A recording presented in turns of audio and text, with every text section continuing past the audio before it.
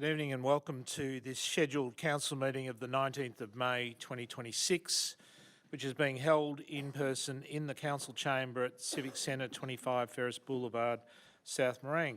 The meeting is also being live streamed.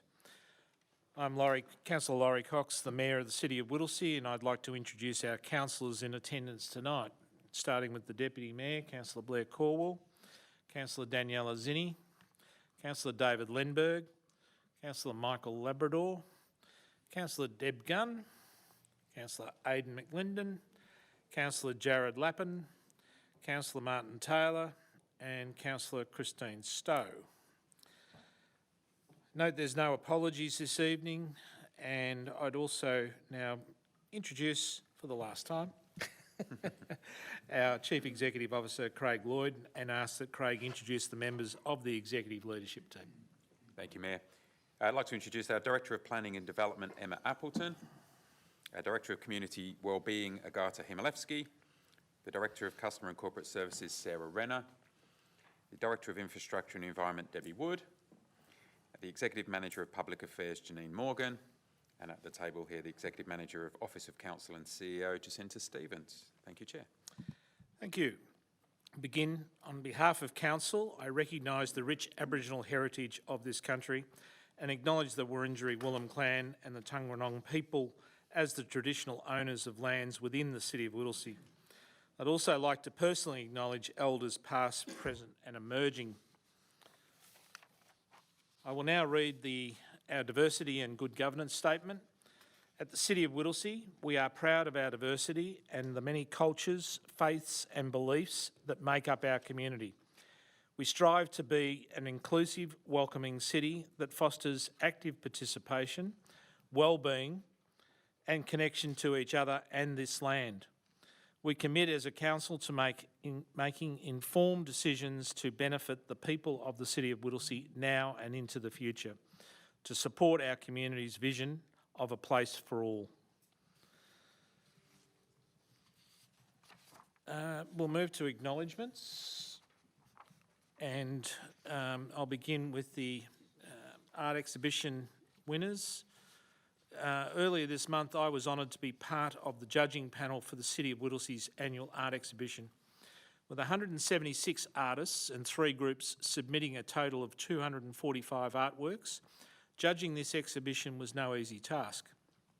Congratulations to the following award recipients: Rosemary Lugg, who received the City of Whittlesea Merrill Art Award; Beverly Nayland, who received the Award of Excellence, Use of Materials; Kylie Gentle, who received the Award of Excellence, Originality; students from the Plenty River College, who received the Youth Award; and the following artists who were also highly commended: Paris Jiravan, Anna T.C., Faria Amin. Councillor Corwell. Thank you, Mayor. Sunday the 17th of May was Ida Hobbit Day, the International Day Against Homophobia, Biphobia, Intersex Discrimination and Transphobia. The City of Whittlesea stands against discrimination in all its forms, and we are committed to providing a safe and inclusive place for everyone in our community. Thank you. National Volunteer Week. This week is National Volunteer Week, a week where we celebrate, acknowledge and thank the selfless volunteers across our community.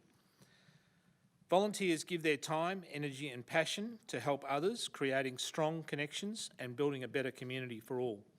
From sporting clubs to community centres, schools, groups or support services, volunteers are the backbone of our community. To all the volunteers across our city, we say thank you. To celebrate our volunteers, we have a range of free events taking place this week, and you can find all of the details on our website. And again, I'll call Councillor Corwell. Thank you, Mayor. On Tuesday, the 26th of May, the City of Whittlesea will hold its annual National Sorry Day event here at the Civic Centre. National Sorry Day is held across Australia each year to acknowledge and raise awareness of the history and continued impact of the stolen generation on Aboriginal and Torres Strait Islander people. The event will begin at 10:30 a.m. with a smoking ceremony at the front of the civic offices before moving into the Great Hall, where guest speaker Uncle Charles Buchanan will deliver a keynote address. The ceremony will continue with our annual Sorry Walk, and observation of a minute's silence. Anyone interested in attending can find more information on Council's website. Thank you. Councillors, at this point, I would seek a procedural motion to deal with the CEO's presentation. So, could I have a resolution to that effect? Councillor Call. Moving. I move a procedural motion that standing orders be suspended to enable a presentation to be made to the CEO, Craig Lloyd. I have a second to that motion. Councillor Zinni. And I'll now put that motion to a vote. All those in favour, please raise your hand. It's carried unanimously. Councillors, this is a point in time for a little bit of history for the municipality.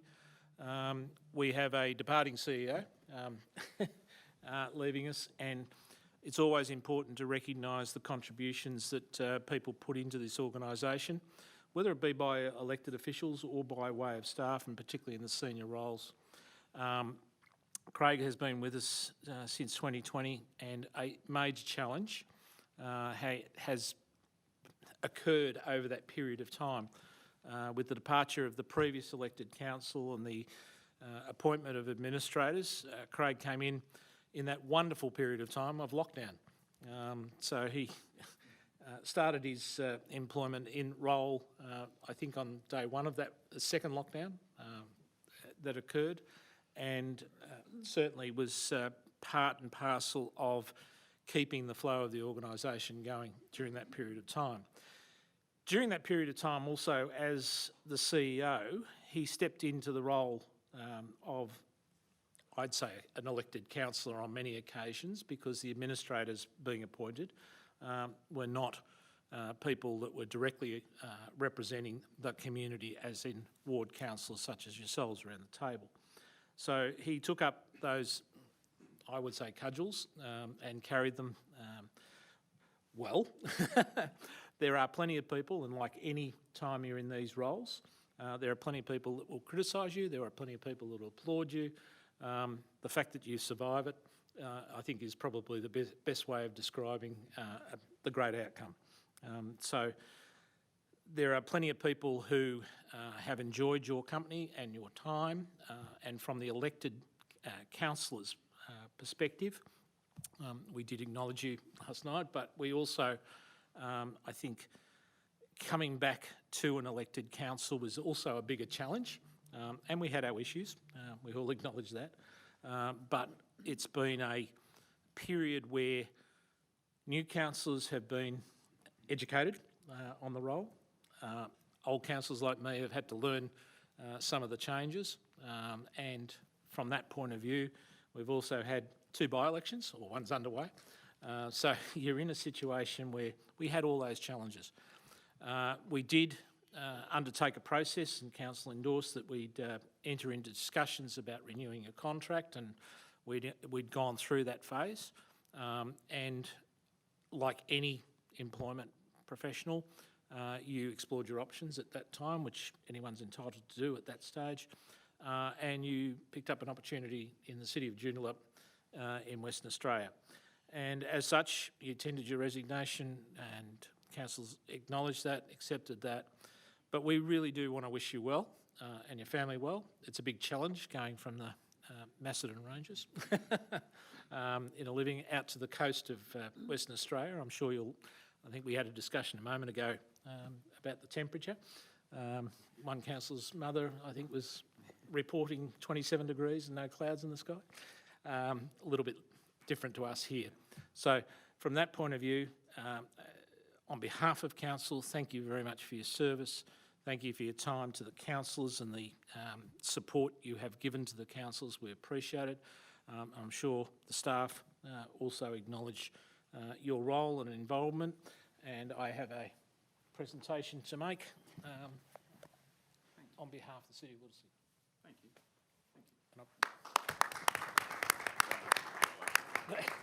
Yeah, you can open it later. And councillors, as I said at the last meeting, this is an opportunity if councillors wish to make any comments, now's the time. Councillor Call.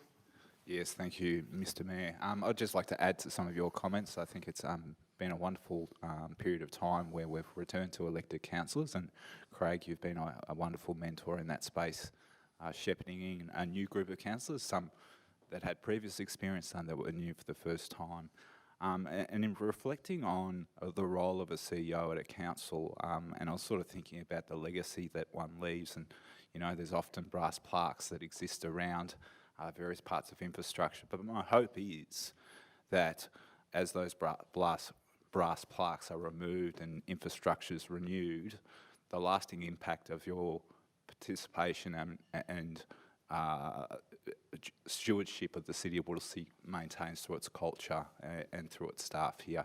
So I'm wishing all the best for your future endeavour, and thanking you for your service to the City of Whittlesea, and hoping that it has a lasting impact far past that last piece of infrastructure. Thanks very much. Councillor Lindbergh. Thank you. I'd like to personally thank you, Craig. As a newly elected councillor, I came into an environment completely unfamiliar to me, and you supported me through that transition. And I honestly don't think I would have made it this far without your input. So I wish you well. You become an honorary sandgroper. I miss Perth terribly. Now that I'm a bit older, when I do receive calls from mum to say it's 27 degrees and the sun is shining, I look out the window in Melbourne and sigh. So enjoy. Thank you very much. And yeah, I'm sure your legacy will live long after you've gone. So thank you. Councillor Gunn. I also want to thank you for your availability and support that basically started when we were all campaigning. So one of the things that impressed me was that everyone that was campaigning was offered a meeting with you just to run through what you could expect and things like that. And that hasn't changed since being elected, that you've been available for us. We've had regular one-to-one meetings with you. Your knowledge of the city is amazing. I don't know how you retain every bit of information that you do. And yeah, I just want to say thank you and all the very best. Thank you. Councillor McLinden. Yeah, thanks, Chair. We had an interesting meeting when we first met, and I got stuck in the stairwell when you told me how to get to the car park, and I had to text you and said, Scotland Yard, I think I need your help. that was our first meeting. But no, there is a lot of, in the role particularly, as I said earlier, there's a person behind the position, and I think, Craig, you've demonstrated that, you know, through highs and lows, that you've got to keep steering the ship in the right direction to the best of your ability. And I'm just upset we didn't meet in the music industry, because I'm sure we would have probably done a duet or something. But no, all the very best as you plan your new adventure. And as I remember you telling me that you operated out of a caravan for quite some time during the lockdowns and whatever. So it's it's not all rose-coloured glasses, the position. So it's quite a multifaceted role that you've had. And thank you for guiding us all, and all the very best. Thank you. Anybody else? Councillor Stowe. Well, I didn't have anything prepared to say, but I'd just like to wish you all the very best, and thank you for guiding the council during the lockdown period and during the period when we had the administrators, and getting us all to this point in time. I keep saying that, you know, we're a very happy bunch here, kind of like the Brady Bunch now, all of the councillors, or I sometimes say it's like being married to 9 other people. So I guess that makes you the father. I don't know. But anyway, I wish you all the very best in your sojourn across to Perth. Thank you. Anybody else? Councillor Lappin.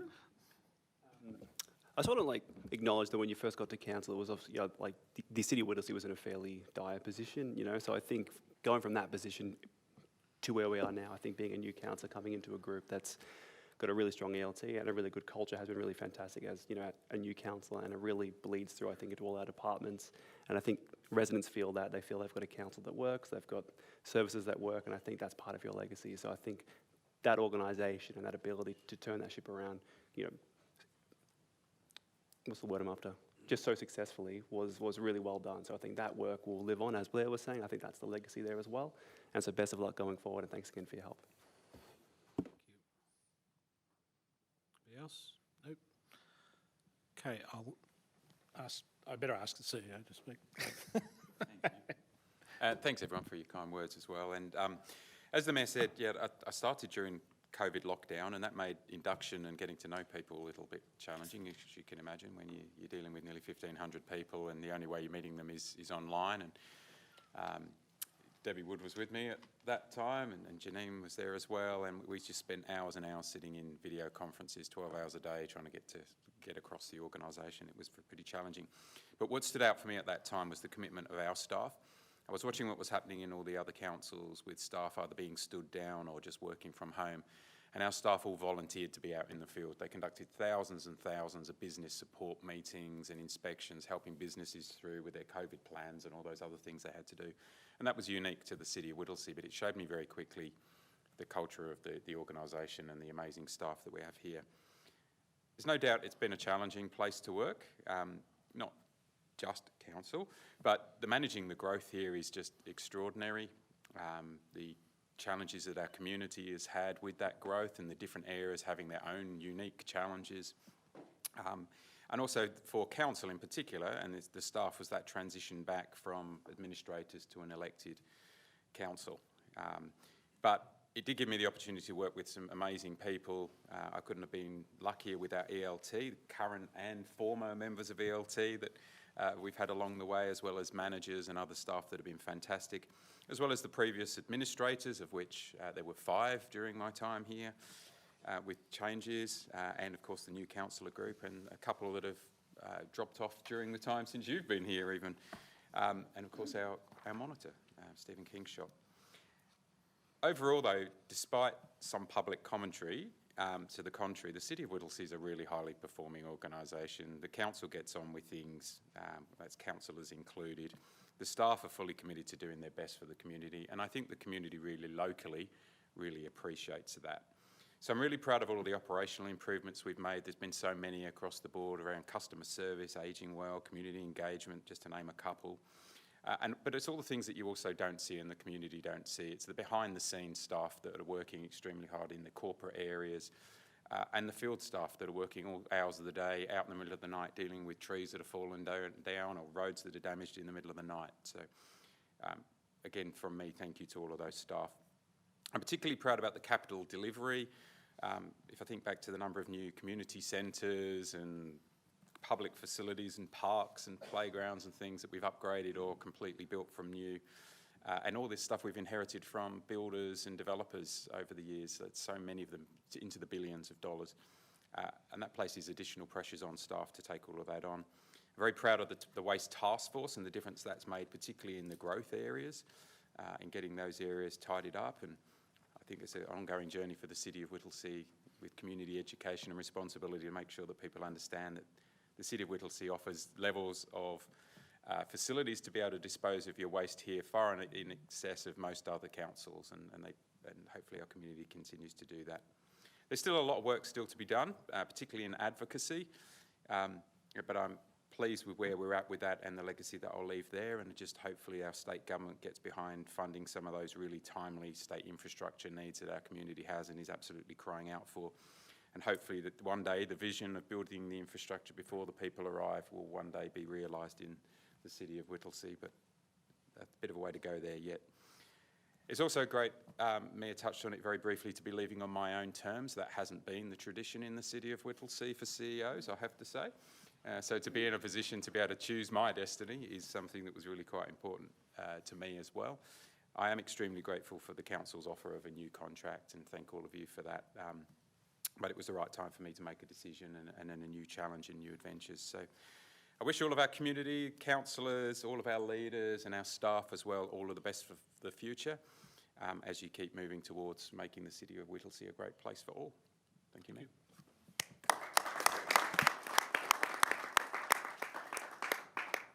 Thank you, Craig.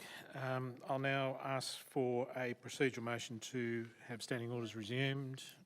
Move Councillor Stowe. And you'll be moving a motion that standing orders be resumed?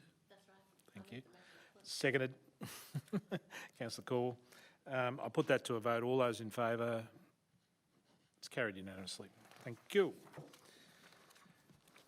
Next item, declarations of conflicts of interest. Councillors and officers, if you have a conflict of interest in any item on the agenda, you may verbally disclose the type and nature of the interest now, but you must also make a declaration immediately before consideration of the matter in question. Councillors, are there any items for which you have a conflict of interest to declare? Thank you. Officers, are there any items for which you have a conflict of interest to declare? No, Chair. Chair. Thank you. Confirmation of minutes. I'll seek a motion to confirm the minutes of the preceding meetings as circulated. The scheduled council meeting held on the 21st of April 2026 and the hearings of submissions committee meeting held on the 5th of May. Do I have a mover? And the mover is the recommendation. Yes, Chair. I move the officer's recommendation. Councillor Lappin's moving the recommendation. Councillor Caldwell seconding the recommendation. I'll put that matter to a vote. All those in favour, please raise your hands, and it's carried unanimously. Now, item 4.1, public question time. Due to the Thomastown ward by-election and in accordance with our governance rules, there will be no public question time as council is in the election period caretaker mode until the 30th of May 2026. We'll now move to consideration of reports, and I'll begin with item 5.1, which is the Department of Transport and Planning, the April update, and I'll hand over to Debbie Wood, the Director of Infrastructure and Environment, to present the report.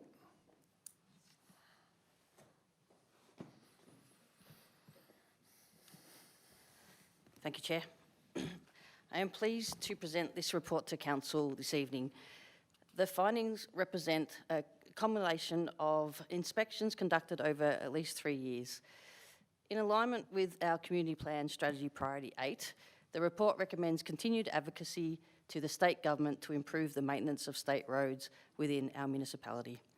I will hand over to James, who will take you through the report in more detail. Thank you, Debbie, and good evening, councillors.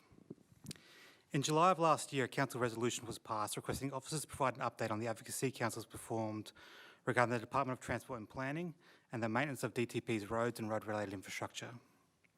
That update was provided in August last year, and within that council briefing, there was a request for officers to perform defect audits across the DTP network to capture the volume of issues related to DTP's lack of routine maintenance.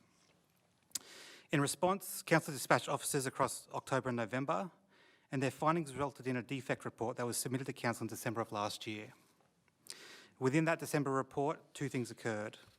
First, it was noted that officers reported 749 defects across the DTP network, with some of those defects listed as outstanding for longer than a 12-month period. Second, it was noted that the state government had publicly announced a commitment to improve the condition of their road network within this financial year. As a result of those two items, officers performed a second round of audits, which were carried out across January and February and resulted in the report being presented here tonight. Within those second round audits, officers discovered that of the original 749 defects, only 42 had been resolved. 707 remained outstanding 3 months after the initial audit. A further 553 new defects were also discovered, taking the total number of outstanding defects to 1,302. It's worth noting that some of those defects have now been outstanding for 2 years or longer. Tonight, officers recommend that Council acknowledge the City of Whittlesea's Department of Transport and Planning audit report and continue to advocate to the Department of Transport and Planning to improve their maintenance across the City of Whittlesea. Thank you. Thank you. Are there any questions? Councillor Stowe. So questions that I have is, will this report be available to residents apart from being on the website as part of this agenda? And how will we go about communicating this report to our residents? Because most often the residents are complaining about rubbish on the road. So I'm just wondering how we can communicate that more effectively with our residents. Thank you, Councillor Stowe.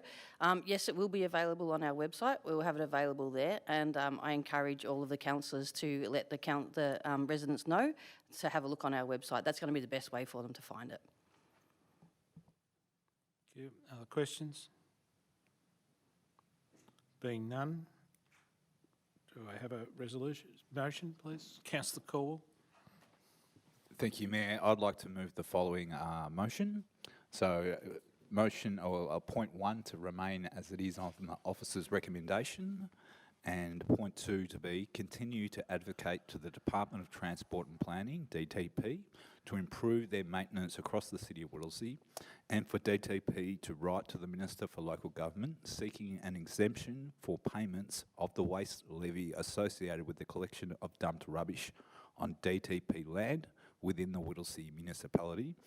And point 3, resolve that the Mayor write to the Minister for Local Government seeking an exemption for Council on the payment of the waste levy for dumped rubbish collected by the Council from public land. Thank you. Does that read as your I can motion? confirm that it does, yes. Thank you. Do I have a seconder for the motion? Councillor Labrador? Do you wish to speak, Councillor Caldwell, to the motion? I do, thanks, Mr Mayor. So, councillors, I'm sure, like me, you have received countless frustrated emails from community members calling on our council to clean up dumped rubbish, mow the grass on our verges and repair potholes and damaged road safety infrastructure.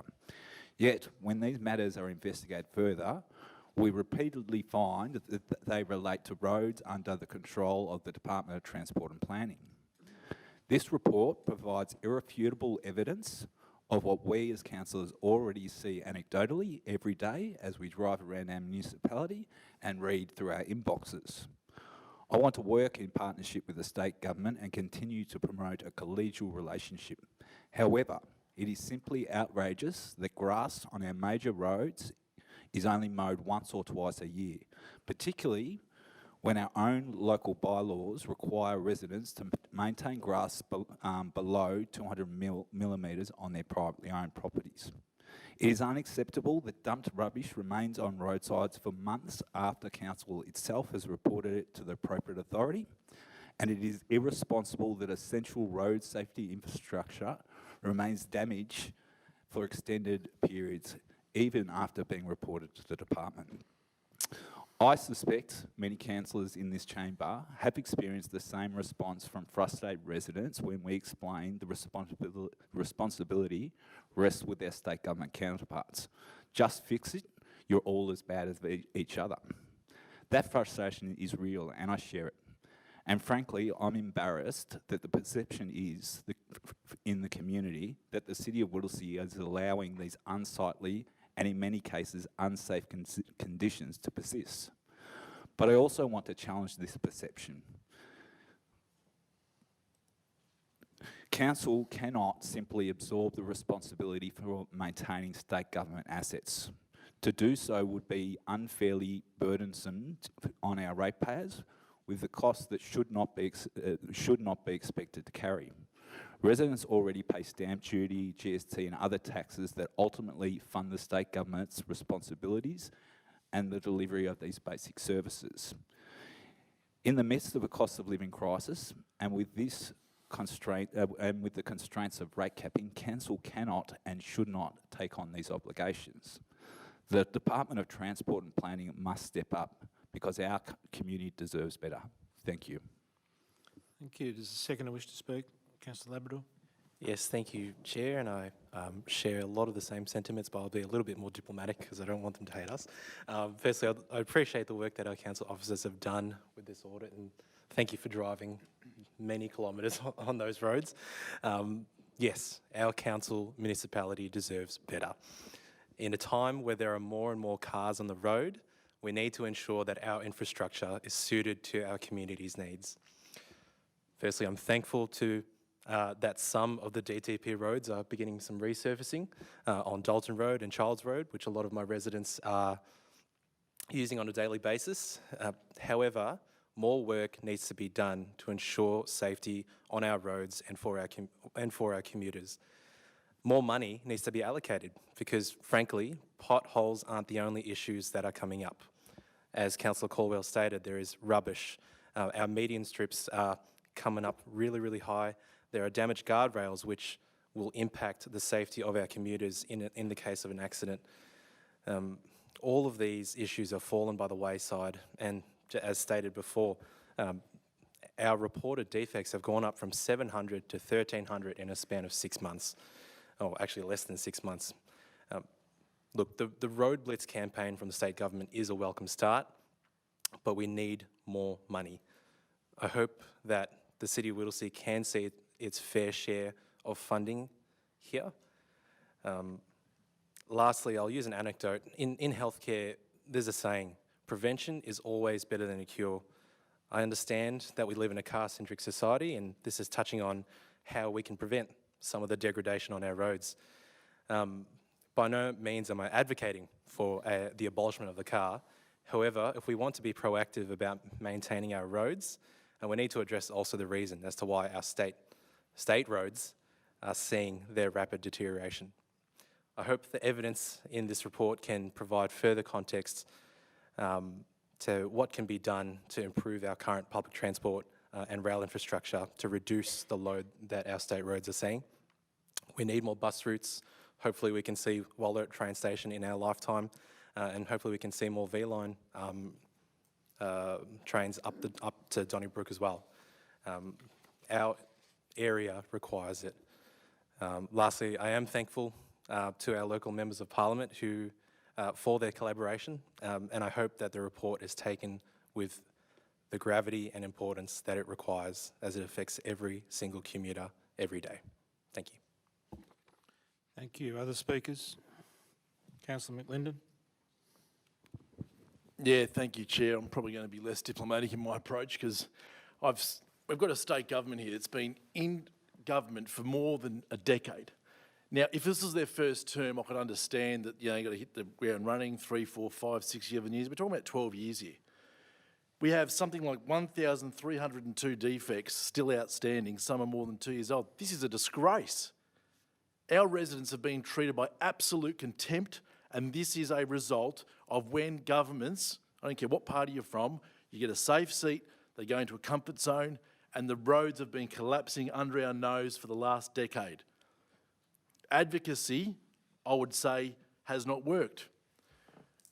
We need a demand. We need to request better. This state is going to almost $200 billion in debt. We have a cost of living crisis, and if things were fixed in the process, you could understand, but they're not. And we have state MPs sitting on their hands, and the only person benefiting in this city is the mechanics with the suspension that's been completely destroyed by our cars. So at what point are we going to say, get serious, people? Our residents have had enough. They're paying good money, and the council is doing a fantastic job with the bits of money that we get, and unfortunately people can't discern between what's local and what's state. But today we say enough is enough. Make this an election issue.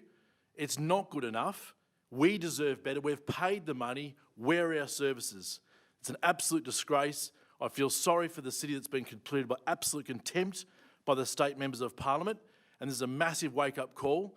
And to the residents, the closer you vote for another political party, I don't care which one it is, but if you keep voting for the same, you will always get the same, which is not much in Whittlesea. So please make sure every vote counts. Make this an election issue because our city and the residents deserve better. Thank you, Chair. Thank you. Other speakers? Councillor Lenberg. Thank you, Chair. It's hard to follow up Councillor McLinden. I don't have the same passion and energy, unfortunately. But just to the residents of Findon Road, there's something that I wanted to read from the report that is really important. DTP are required to declare a road to recognise a change in ownership and/or maintenance responsibilities, providing it meets the following conditions outlined within Section 14 of the Road Management Act 2024. If the road provides a principal route for the movement of people and goods, or is a major route for public transport services, or has statewide economic or tourism significance, or provides necessary connections between arterial roads. Now, Findon Road meets a lot of those requirements, and this community has been waiting 30 years, probably longer, for that road to transition and to be upgraded. So I think that, along with what Councillor McLinden has said, enough with the excuses, enough with pushing it back onto council to deal with our community, to let them down, to give them bad news. We absolutely have to continue advocacy, but advocacy is not working. So I'd like to see a website established, this put up on website so our community can view it, other councils can become involved in what's happening within their areas as well. So it doesn't need to just be on our website, it needs to stand on its own and just show the incompetence of this area of government. Thank you. Thank you. Other speakers? None? Okay. Look, I'll just make a couple of quick comments. I thank the staff for the work because this was part of a process that council, and I know I was part of it, was to get a report that we could use as an evidence base.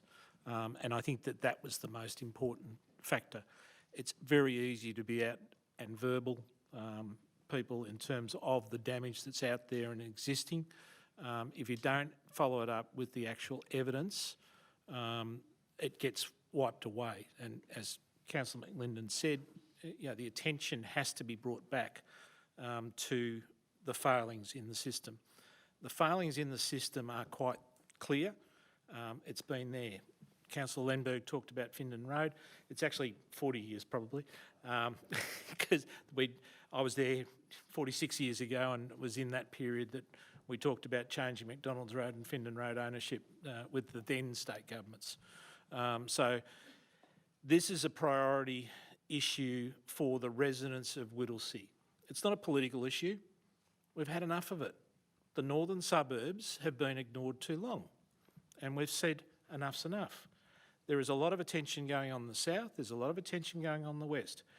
The Northern Council Alliance is very active and saying we in the northern suburbs are saying enough. In this election campaign, we are providing the evidence of where those, where the effects of the ignoring of our claims have been there. We have provided that through the advocacy process to every member of every party that is representing parts of Whittlesea.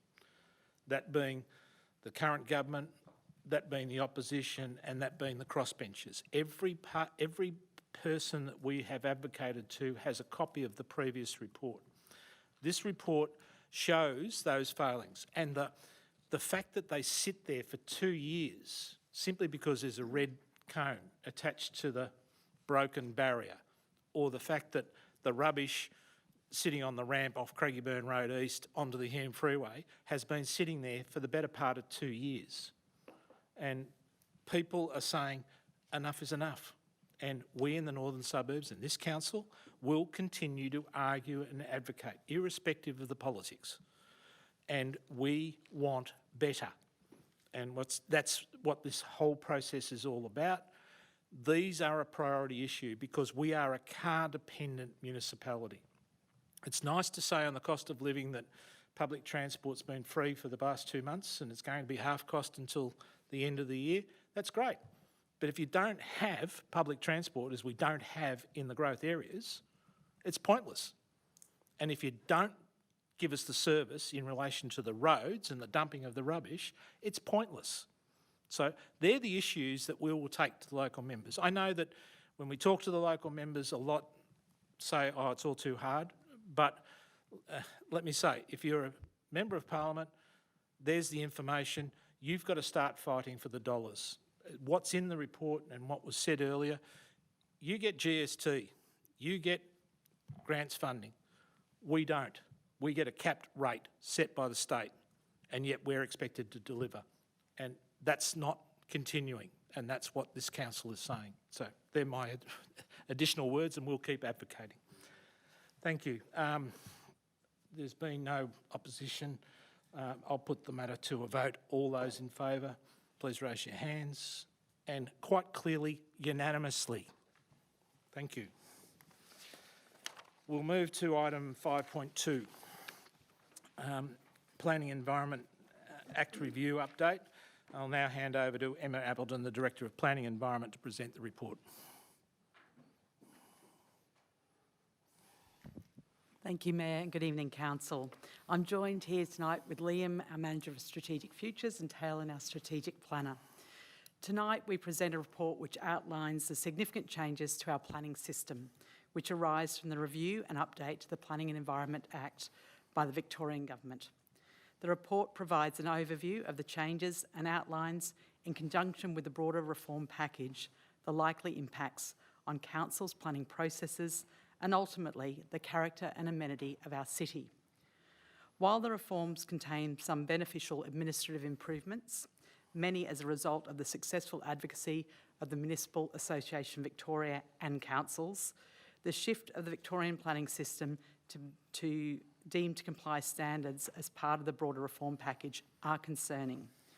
It will have implications for local government and our community, including less ability for residents to have a say on development proposals which may affect them, reduced design quality, reduced environmentally sustainable design standards, and potential exposure of new homes to risks and hazards such as bushfire and soil contamination. Councillors work closely with the Municipal Association Victoria throughout the process. This has resulted in a number of successful outcomes and changes within the process. The report recommends that Council resolve to continue to advocate and fight for better planning outcomes for our community and the future of our city. I'll hand over to Taylor now to take you through more detail. Thank you, Emma. As Emma has outlined, this report details the changes to the Victorian planning system, which has arisen through the review and update to the Planning and Environment Act and given effect through the Planning Amendment Better Decisions Made Faster Act 2026, which I will refer to as the Reform Act. The Reform Act was first introduced to Parliament as a bill back in October 2025 and unfortunately was developed and drafted with limited engagement with the Municipal Association of Victoria and councils. Nevertheless, the Municipal Association of Victoria, with the support of member councils, including Whittlesea, we're very active in making submissions and representations through the processes which are detailed and attached to this report, and we're successful in achieving a number of better outcomes. In terms of the key changes to the Planning and Environment Act, the Reform Act will update the objectives of planning in Victoria and also introduce new provisions relating to affordable housing. Amendments will also include the introduction of 3 pathways for planning scheme amendments and 3 types of planning permit applications. Other changes are included for compliance and enforcement, as well as modernising notice provisions, reforming planning approvals for restrictive covenants, and providing notification to traditional owners.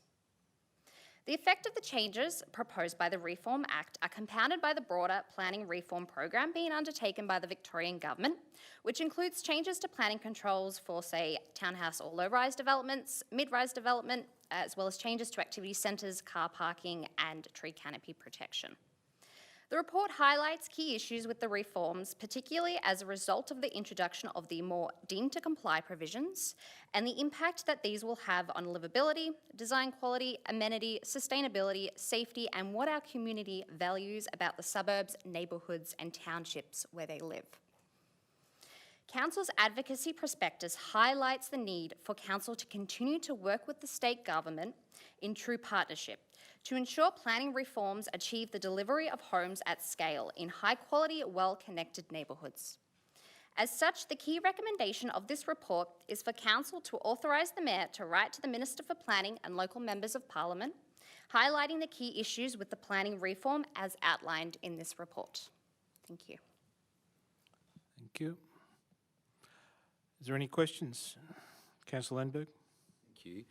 During the process with the state government, was there any acknowledgement of areas overseas where they've added considerable value and they've gone through a process of changing the planning setup, planning structure?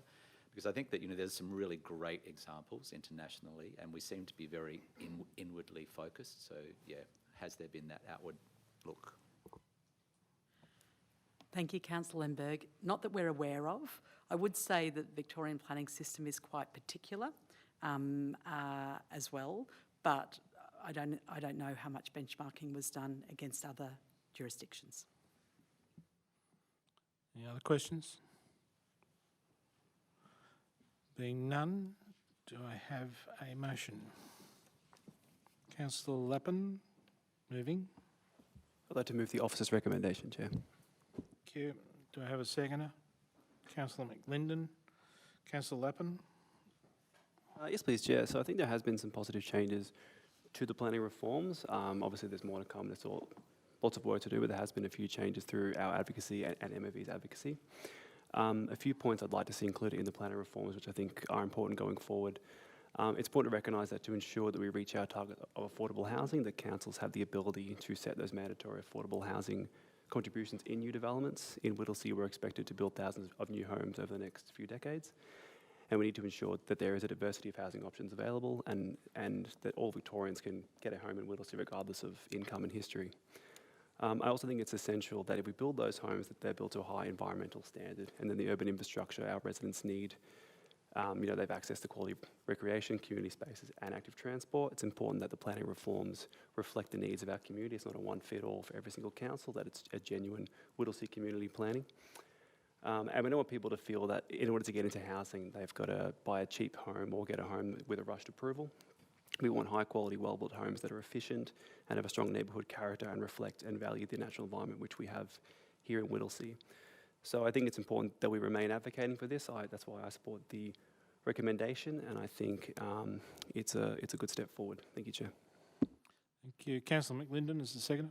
Thank you, Chair. The work that the Director and the Department have done has been phenomenal in terms of trying to keep up with what I see as a bit of a merry-go-round in some of the planning that this state has offered. And I've just seen that the goalposts change so quickly and so often that it's been very hard to keep up with. And it really is a reminder that we need to be proactive, which the department has been, but also, more importantly, a message to the state government that as local councils, we have the ground truth. So, it only benefits everybody if we can have a two-way street in communication and really properly plan it, rather than wake up in the morning to a media release and to see that the act has been significantly changed.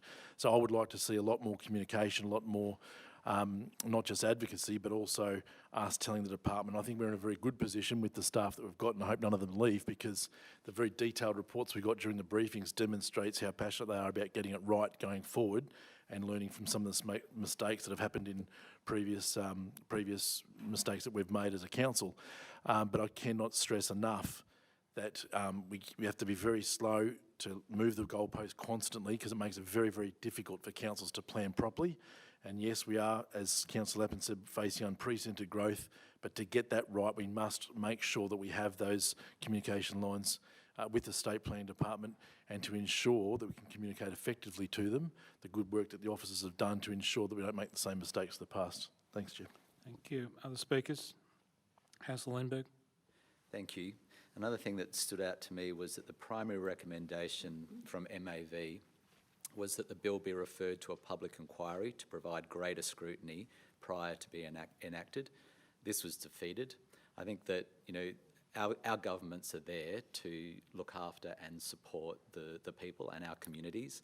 This shows me that that is not the case.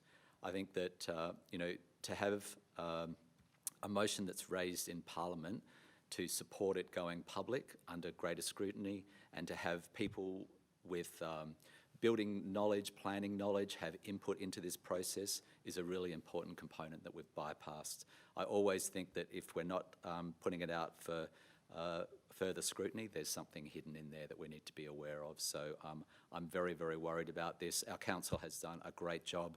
They're extremely passionate. I know that they put the community first, but I'm not sure that the state government does. Thank you. Other speakers? Councillor Cole. Thank you, Mayor. Dealing with the housing crisis is not the responsibility of any one level of government alone. It requires a genuine whole-of-government response. Local government, however, sits at the front line of the challenges because we carry the responsibility as a planning authority. We have an obligation to ensure that the planning scheme is applied in a timely, transparent and effective manner so that housing supply can continue to come online and growing communities are not held back by bureaucracy and delay. As one of the fastest growing municipalities in the state, the City of Whittlesea plays a critical role in delivering that supply. Every planning application, every precinct structure plan and every infrastructure decision contributes to shaping not only where people live, but the quality of life they experience once they get there. We understand the urgency of the housing crisis. we see the pressures facing young families trying to enter the market. Renters struggling with affordability, and key workers increasingly priced out of the communities they serve. But in our enthusiasm to respond to this crisis and increase housing supply, we must also recognise that good planning is about more than just numbers on a spreadsheet. We have the responsibility to maintain amenity, livability and character of our diverse suburbs and townships. Growth cannot come at the expense of community identity, green space, infrastructure capacity, and expectations of existing residents who have invested their lives in their neighbourhoods. Poorly planned development today becomes a legacy problem of tomorrow. As councillors, we owe it to future generations to ensure we are building communities, not merely constructing houses. I believe the City of Whittlesea has demonstrated itself to be a trusted steward as a planning authority.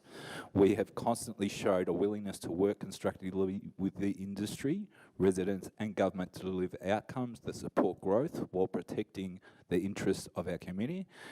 That is why I call the state government to renew its commitment to genuine collaboration and consultation with both the Municipal Association Victoria and the City of Whittlesea as these planning reforms and developments are implemented. Local government must not simply be viewed as a delivery mechanism for reform designed elsewhere.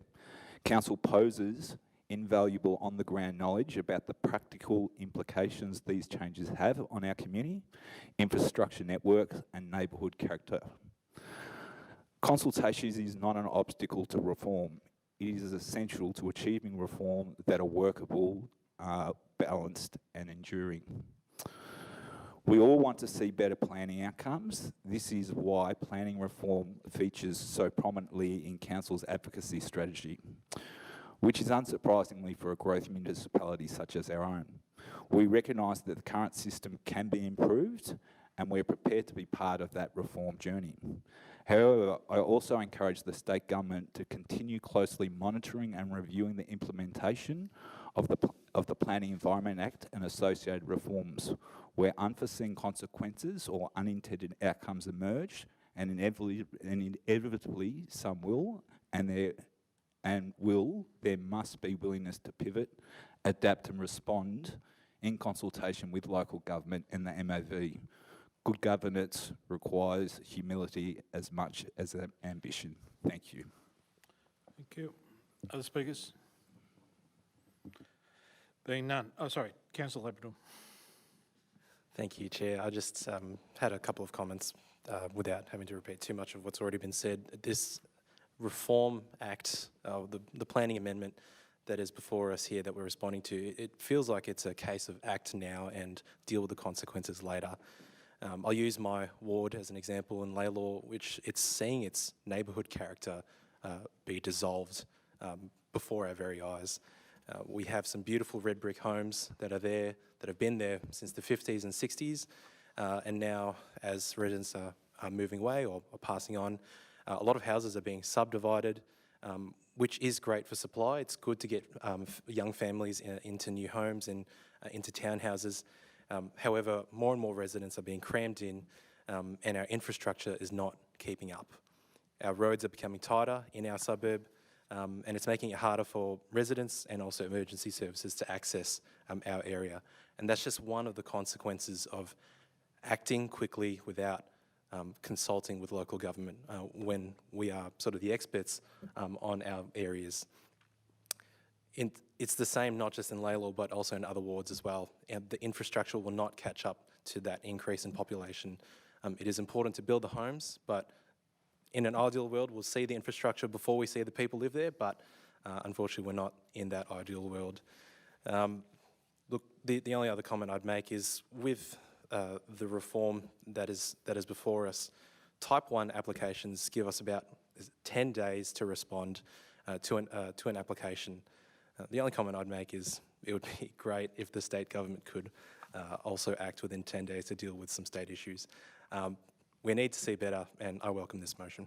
Thank you. Thank you. Any other speakers? None. I'll put the motion to a vote. All those in favour, please raise your hands. It's carried unanimously. We'll move to item 5.3, Lauries Field Masters Plan. And I'll now hand over to Debbie Wood, Director of Infrastructure and Environment, to present the report.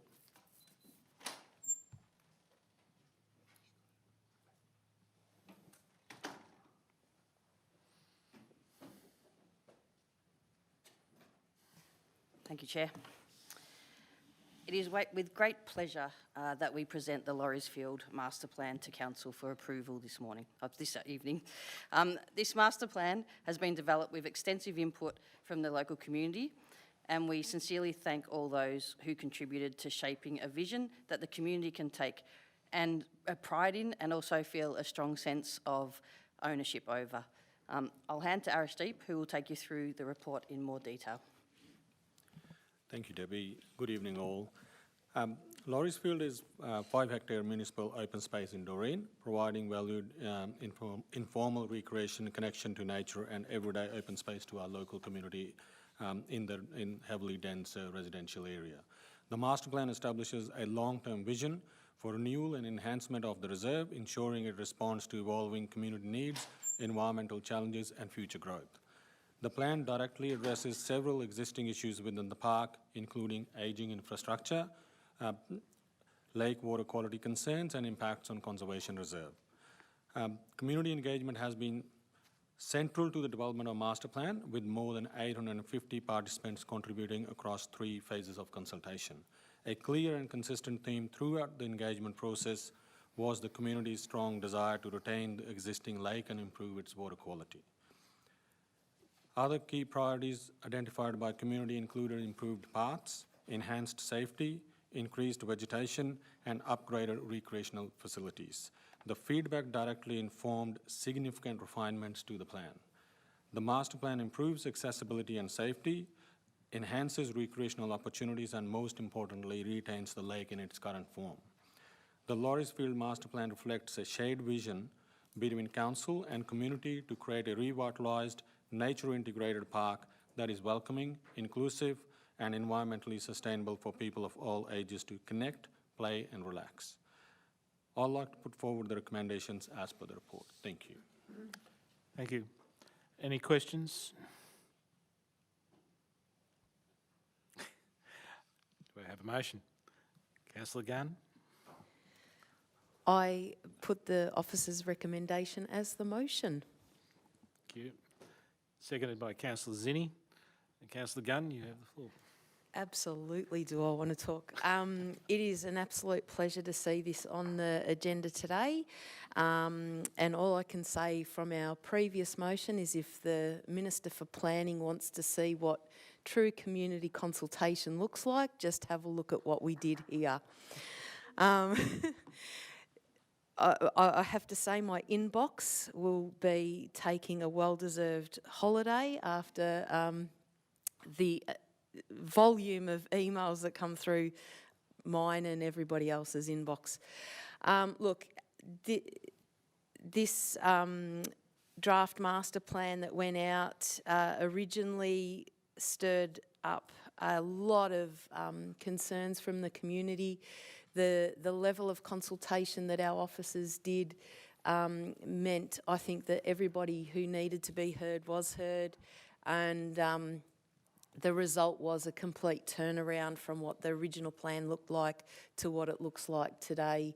And when it went out for the last round of consultation, I noticed a great deal of absence of inbox stuff. So I knew immediately that people were very happy with the new plan that went out, or the revised plan that went out. Again, it's a great tribute to the staff, the officers that did all of those consultations. I have to say that being involved in some of that consultation process, it was the good, the bad and the ugly at times, and has led me to a number of times in these meetings reminding people that you get more flies with honey than you do with vinegar. Again, we are all here to do a job. We are all here to do what is best for the community, and I think this revised plan is a testament to that that desire.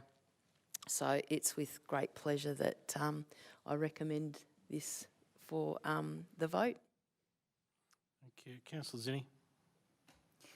Thank you, Chair. I just want to congratulate the officers for creating such an amazing master plan, and the engagement that took place with the community up in Doreen was exceptional, and a real demonstration of exactly what community engagement's about with councils. And I think that we need to be doing this on every decision that comes to community, having that engagement. So the 859, I believe, people that were part of that community feedback, thank you for that, and enjoy Doreen. Thank you. Other speakers? Councillor McLendon. Very briefly, Chair, this is consultation done well. I won't slip the boot into the State Planning Department. Councillor Gunn's already done that. But I've had a couple of cracks already tonight, but this is fantastic. Well done to the officers. And I won't say any more about the state government. Anyhow, Councillor Cole. Thank you, Mr Mayor. I believe the Laurie Fields Master Plan stands as a powerful example of why genuine community engagement matters. Too often, consultation is spoken about as a procedural requirement, but this process demonstrates what can be achieved when a community is not only consulted, but truly invited into the conversation. It has been deeply encouraging to see residents so energised and actively engaged with council, helping to shape the future of an open space that holds such importance to the people who gather, recreate and connect there. Open spaces like Laurie Fields are more than parcels of land. They are places where families gather, children play sports, neighbours meet and communities build a sense of belonging. It is therefore entirely appropriate that the vision for the space reflects the hopes, values and aspirations of the community itself. I want to commend both council officers and every community member who took the time to participate through this process. Their contribution did not merely inform the master plan, they enriched it. And the final document is stronger because people cared enough to engage thoughtfully, passionately and constructively. And to truly appreciate the scale of the engagement, it is worth reflecting on the participation achieved across the various stages of the consultation. In phase 1, we engaged with 144 participants. In phase 2, 47 people attended in person, while a further 449 community members participated online. Then, in the final phase of consultation, a further 65 participants responded to the question of whether they supported the Laurie Fields Master Plan, with 60 respondents as overwhelmingly, or 92%, expressing their support for the plan. These are not insignificant numbers. They represent hundreds of people taking active interest in the future of their local community. In a time when many institutions across society struggle to foster civic participation, this level of engagement should be recognised as something genuinely positive and worthy of celebration. Importantly, the consultation was not tokenistic. The community's voice can clearly be seen in the revised master plan. We heard how strongly residents valued the enhancement of the conservation areas. We heard clearly and consistently feedback about the importance of retaining the existing lake, both in its current size and shape.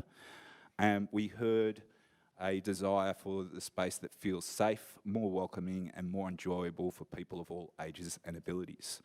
The revised master plan reflects those priorities. It balances environmental value, recreation opportunities and community expectations, while establishing a long-term vision for the future of Laurie Fields. This plan is not simply about infrastructure or landscaping, it's about creating a space that strengthens community connections, protects the character of the area and ensures future generations can continue to enjoy this important local asset. I look forward to seeing the continued evolution of Laurie Fields and more importantly, to seeing the community continue to take pride and ownership in the space they have helped shape. Thank you. Thank you. Other speakers? Being none, I'll put the motion to a vote. All those in favour, please raise your hand. That's carried unanimously. Thank you. Item 5.4, which is Public Open Space Plan 2026 to 36, and I will hand over to Debbie Wood, Director of Infrastructure and Environment, to present the report. Thank you, Chair. Our open spaces are among Council's most valued and well-utilised community assets. As our community continues to grow, it is essential that these spaces are carefully planned and managed to meet current and future needs. This plan will guide the strategic planning, delivery and ongoing management of our open spaces over the next 10 years. I'd also like to extend our sincere thanks to the community members who provided valuable input into the development of this plan.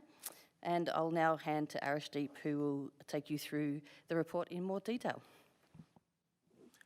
Thank you, Debbie. As Debbie highlighted, our open space plan is a strategic document that sets out a vision for open space planning in our municipality over 10 years. With an open space network spanning nearly 13,000 hectares across the municipality, including over 2,000 hectares owned and managed by Council, the plan sets the direction to protect, enhance and grow our open spaces that are safe, welcoming and well designed to meet needs of our diverse and growing community. The plan will allow Council to strategically plan for challenges and opportunities, guiding the development and expansion of open space network. The new Public Open Space Plan 2636 focuses on creating safe, connected, welcoming open spaces, supporting community health and well-being, protecting biodiversity and waterways, planning for climate resilience through greener, cooler environments, delivering social and economic benefits for the community. The draft Public Open Space Plan was publicly exhibited for community and stakeholder consultation in December, between December and February for 8 weeks, and received very strong support from our community. Across the consultation, the community shared consistent message that they value their local open spaces and see them as essential in their lives, highlighting practical things like trees, shade, dog parks, active travel connections, all-age play spaces, etc. The plan has been strengthened in direct response to extensive community consultation, ensuring the final plan reflects the values, priorities, and aspirations of our community. The Public Open Space Plan builds on the legacy and achievements of Council's existing Open Space Strategy 2016. So this strategy has helped us deliver significant improvements over the past decade. The Public Open Space Plan 2636 is Council's roadmap for high-quality network of open spaces, featuring an ambitious agenda to transform how we lead, plan, deliver and manage our open space network. I would like to put forward the recommendations as per the report. Thank you. Thank you. Questions? Councillor Lenberg. Thank you, Chair. Just one thing I couldn't find, and it might not be in this plan, so forgive me if it's in a more oversight plan. Does the plan take into consideration the overlap between Council and other state government utilities such as Melbourne Water and power companies like AusNet, who hold considerable tracts of land that can diminish what the Council is trying to achieve? How do we mitigate this risk? So the plan does talk about the partnerships with the different utility services or different partners, including state. So when we highlight that we have got nearly 13,000 hectares of open space, a lot of that open space does sit with partners, which will be like all the creek corridors, etc., with Melbourne Water, power line easements with the SP AusNet and all that. So the plan does talk about how can we actually partner with these agencies to make this open space available for our community. So do you have an example of where that's worked and has provided benefit to the community? Transmission easements is a good example. So where we do, like in the new growth corridors, we do get that now with the easement for SP AusNet. So we utilise that open spaces and develop them for our public use. Great, thank you. Another good example is we've got Crown Land, so Whittlesea Park, you might know Whittlesea, that's actually Crown Land, but it's utilised by our public and we have a committee of management with that as well. That's great, thank you. Thank you. Councillor Stowe? So could you clarify for me, because I was asking before about how much does this cover? Like, does it cover just parks, just open space, just the trees, or does it also cover other parts of our urban open space, such as shopping centres, that sort of thing? Because I was trying to figure out where our responsibility starts and ends. Yeah, the plan does cover most of the public space. So there will be some town centres that will be in our ownership. So, and also plan will define these public spaces where they are encumbered or free to use. So there will be some town centres where we will be having urban parks and they will act as open spaces, but there will be some town centres that are in private ownership, so we will have limited control over them. So the plan does talk about the public open spaces in town centres, our streetscapes, parks, recreational reserves, conservation reserves, all of them. Everything without a roof? Every public space that is in our control. Okay, other questions? Thank you. Do I have a motion, please? Councillor Lappin, seconded Councillor, sorry. Yes, Chair, I'd like to move the officer's recommendation. Councillor Zinni seconding. Thank you. Councillor Lappin is the mover. Thank you, Chair. So this draft plan, it came before us in November. I was a big fan of it then. I'm a big fan of it now. I think it's a great plan. The feedback I receive from locals in Mernda is that they really value their open spaces. They understand how important, for their own health and their enjoyment, having those quality open spaces are. Having a broad 10-year strategy to guide how we navigate caring and developing around our open spaces is very good policy. And this plan sets a very clear guidelines and expectations, which I think our locals will appreciate. For me particularly, the focus on protecting our biodiversity and improving our climate change resilience are real standouts in this plan. I think we can't deny the challenges and risks we face as a community going forward with climate change, and we can't deny the effect they'll have on our quality of life and future opportunities if they're not taken seriously and built into the foundation of how we conduct ourselves. And so I'm glad to see the level of dedication on these issues in this plan and look forward to building on them more in the future. Thank you, Chair. Thank you. Councillor Zinni is the seconder. Thank you, Chair.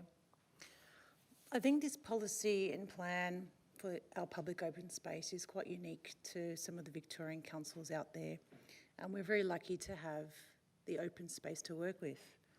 Being a growth municipality, as we approach and do planning, we can see that we've got these amazing areas that we can convert into open space for ourselves. And obviously we've got Crown Land.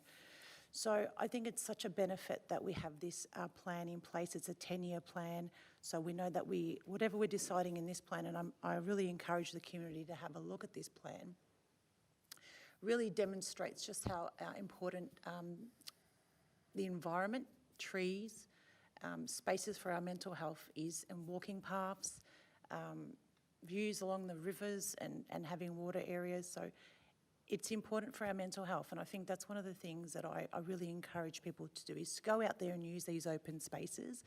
I found that, especially during the school holidays, a lot of people were using the open spaces, the regional parklands that we have, such as Norris Bank. I'm really excited to see the future of our open space and see how we can actually incorporate all of those aspects with the plan details, such as our climate resilience as well, into the future. So I really want to congratulate also the officers on such an amazing, detailed, and just the graphics in the plan are just beautiful. So yeah, thank you for doing that, and I can't wait to hug the next tree. Thank you. Other speakers. Councillor Stowe. Yes, I'd like to commend this plan as well. I think that not just the plan, not just what's on the paper, but I think that we've got some beautiful open spaces. And when I think of our open spaces and I think of the design in Mernda and Lorimer and further north, and I sort of forget about the southern parts, Layla and Thomastown, but I also sort of forgot about Norris Bank and how beautiful that is and what a great open space that is as well. And I think it's really important to have the plan, to have the overarching plan so that we protect those open spaces, and not to forget the Quarry Hills Park as well. But we do benefit from a mental health perspective and the opportunity to get out. And I also would like to commend Council on activating those spaces with the events, the Thomastown Walk, and those events that Council is actually creating and activating those spaces. And I actually went to the Bundoora Beats. We got rained on, but it's a really great way to come together as a community, and community is important. Community is really important. Yeah, but so it's more than just what's on paper. It's a beautiful spaces, a beautiful river red gums that we protect, and if we don't protect them, we'll lose them and lose the benefit for future generations. So I'm particularly concerned for Whittlesea and the rural parts of the municipality, Whittlesea, Donnybrook and Doreen, that we do maintain those beautiful open spaces. But thank you to the staff for preparing the report, but not just that, the planners that have gone into planning the open spaces for the municipality. Thank you, Councillor McLinn. Yeah, thanks, Chair. This is a really great balance that we've reached in this report. And I'd like to just rattle off some of the open spaces. We've got the 6 regional open spaces, the 103 municipal open spaces, 233 neighbourhood open spaces, 529 local open spaces, and 1,369 small or pocket open spaces. So it's quite a big portfolio when you think about it. And as they say, the most expensive thing on earth is earth. So wherever we can, we need to push the developers to maximise those open spaces. Because I do like to see the children out there playing their sports, and I went to Quarry Hill a couple of weeks ago, and it's fantastic to see so many families out there, because obviously with the cost of living and construction, etc., the houses are getting a little bit smaller, and we want to get them out of their sardine tins and make sure they get into the open spaces and have a lot of fun. So great to see. Keep up the good work to the department, and let's make sure we keep that healthy balance as we go forward. Thanks, Jim. Thank you. Other speakers? Being none, I'll put the motion to a vote. All those in favour, please raise your hands, and it's carried unanimously. Item 5.5, the draft economic growth strategy for community consultation endorsement. And I'll hand over to Emma Appleton, the Director of Planning and Environment, to present the report. Thank you, Mayor. I'm joined here by Sarah, our Manager of Economic Development. So this evening we present the Draft Economic Growth Strategy 2026 to 2036 to Council. This strategy updates and replaces the Strong Local Economy Strategy 2022-2026, one of the 7 strategies under Council's integrated planning framework and guided by Whittlesea 2040, A Place for All. The draft strategy provides a 10-year framework to strengthen the city's economy by converting growth into more local jobs through stronger businesses, vibrant centres, investment-ready precincts and broader participation.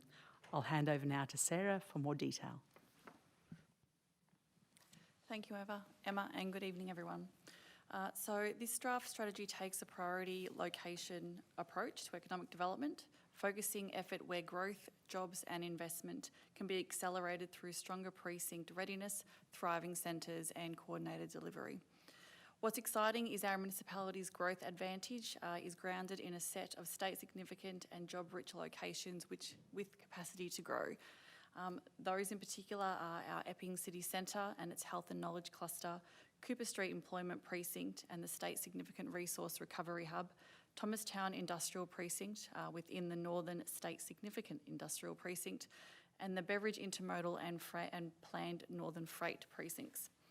The development of the draft strategy has been informed by extensive consultation across multiple phases, including the previously released discussion papers and combining community engagement with targeted input from key stakeholders.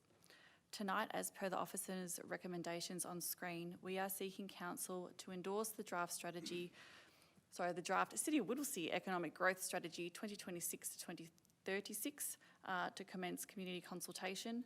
Note the supporting background paper. Note that targeted consultation will be undertaken with key advisory groups, stakeholder representatives and community. And note a subsequent report will be presented to Council following community consultation for Council's consideration and adoption of the strategy. Thank you. Thank you. Questions? Councillor Stowe. So I'm just wondering, who are the stakeholder groups that you'll be consulting with, and how do you choose those? And I'm also concerned about, as great as the Beveridge Intermodal Freight Terminal will be, it's going to be fantastic for jobs, but I am concerned for the residents in Beveridge and those roads being small and big trucks are travelling on them already.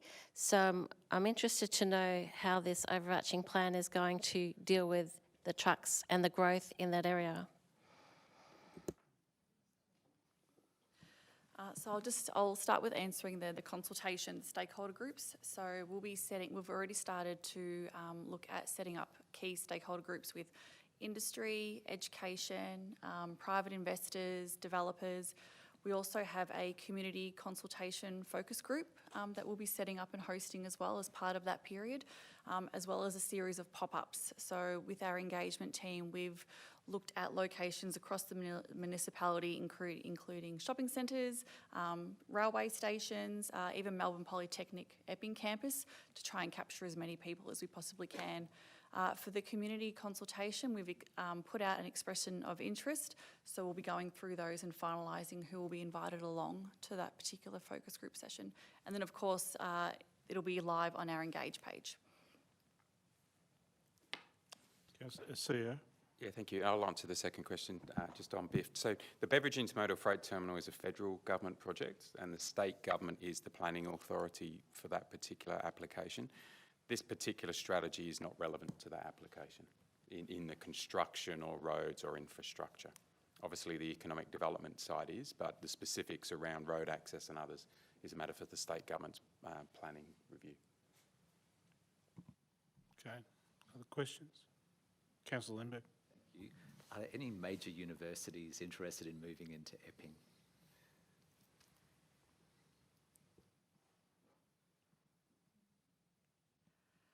In terms of moving in, not that we're aware of yet, but certainly something that we can look at considering. We do engage quite regularly with La Trobe University, Melbourne Polytechnic, and also RMIT in Bundoora. So any type of expansion plans or any, market testing of ideas, we've been engaging with those, and it's been great that they've been coming to us for our feedback. So we'll see that as part of a longer partnership journey. Other questions? Being none, I'll... Question?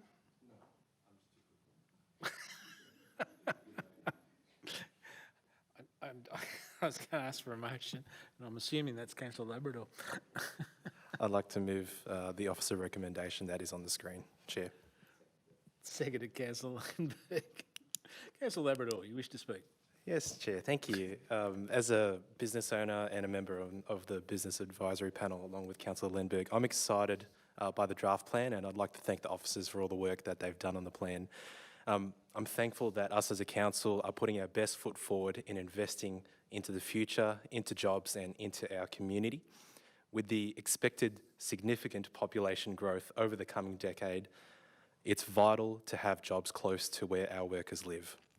Additionally, it's vital for us to continue to cling to innovation rather than run away from it screaming. As new technology, AI, continues to develop, we as a council need to remain responsive to these changes so that we can continue to attract companies and investors to set up new services and provide new innovative goods in our area. I'm a true believer that quality businesses remain alive for the simple fact that they provide quality goods and services. If we as a city can provide investors, business owners, companies and individuals to find a future in our city, then that is a net win for all of our residents. And I believe that this plan places us in the best position to do that. I commend the team for the work that they've done, and I'm in full support of this motion. Thank you. Councillor Lindbergh is the seconder. No, thank you, Chair. I think that you've done a great job, Mark. Well done, Councillor Labrador. Other speakers, Councillor McLendon. Thanks, Chair. I'm a big fan of decentralisation. What better place to open up your business than Whittlesea? As it says in the report, a city positioned for growth. Given the proximity of the CBD and the airport, I think this is a call out to all businesses across Australia that this is the place to be in Victoria. Whittlesea, we're open for business.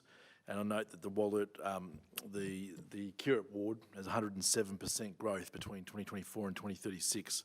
So this is huge. This is the time where we can really put our city on the map. And I do hope that one day we can look back and be the Silicon Valley of not just Victoria, but Australia. This is where it needs to happen. Thanks, Chair. Thank you. Councillor Cole. Thank you, Chair. One of my favourite philosophical sayings is that people don't live in economies, they live in societies. It is a reminder that people are not merely consumers or economic units. They are individuals who exist within rich social fabrics, cultures, neighbourhoods and communities that shape their lives and give them a sense of belonging and purpose. But conversely, it is also true, strong societies require strong local economies. Economic opportunity is not separate from community well-being. It is fundamental to it. A thriving local economy ensures people have access to meaningful local employment and education opportunities close to home. It means families are not forced to spend hours commuting out of their communities simply to earn a living or access service. It means young people can imagine. A future for themselves locally rather than feeling compelled to leave in search of opportunities elsewhere. A strong economy gives people agency and dignity. It improves their ability to enter the housing market, support their families and participate fully in community life. It ensures communities are supported by accessible health services, vibrant retail precincts, local businesses and infrastructure that allows people to not merely survive but to flourish. This is why the economic growth strategy is so important. It recognises the unique strengths of our municipality and seeks to leverage off the opportunities that naturally arise from our location, our population growth and the diversity of our community. It leans into sectors where we know Whittlesea has significant potential: education, health service, logistics, retail and associated industries that shape the future of our local economy. Importantly, this strategy is not simply about increasing economic output, it's about building resilience, creating local opportunity, ensuring prosperity in shared across the municipality. Economic growth must ultimately be measured not only by investment figures or employment statistics, but by whether people feel more secure, more connected and more optimistic about their futures. The draft economic strategy provides a blueprint for how we can responsibly grow and strengthen our economy over the coming years, but Council cannot achieve these ambitions alone. Sustainable economic development requires genuine partnership between government, industry, education institutions, local businesses and the broader community. This is why we're not merely presenting a finished document, we are inviting conversation. We're seeking industry, stakeholders and community to help shape this work and tell us how Council can best act as a facilitator, partner and advocate for economic growth. I strongly encourage groups to engage fully in this process because the decision we make today will shape not only the economic future of the municipality, but the social fabric and quality of the life of generations that follow. Thank you. Thank you. Other speakers? Councillor Stowe. I commend the economic development plan. I think that it's important to have jobs close to home so that people aren't travelling long distances away, and I think the economic development team do a fantastic job, and I think the Women in Business event last week was case in point, and the financial services event coming up on the 28th of May is also going to be a great event to engage people and showcase what we have to offer. In terms of what we do have, I think Cooper Street and the development there is a great opportunity. It's been a long time being developed. We've got the teaching hospital, which is actually part of the University of Melbourne, as well as a private hospital, the mental health hospital, Northern Hospital, so that health precinct. We've also got, in our area, we've got the businesses, the DFO, the different shopping precincts, Plenty Valley. I guess I shouldn't miss anyone out because I might be accused of not marketing the whole gamut. But the feedback that I've had from businesses is businesses are very happy with what we're doing economically wise. One of the things that I've heard is that they would like to see something like a buy local,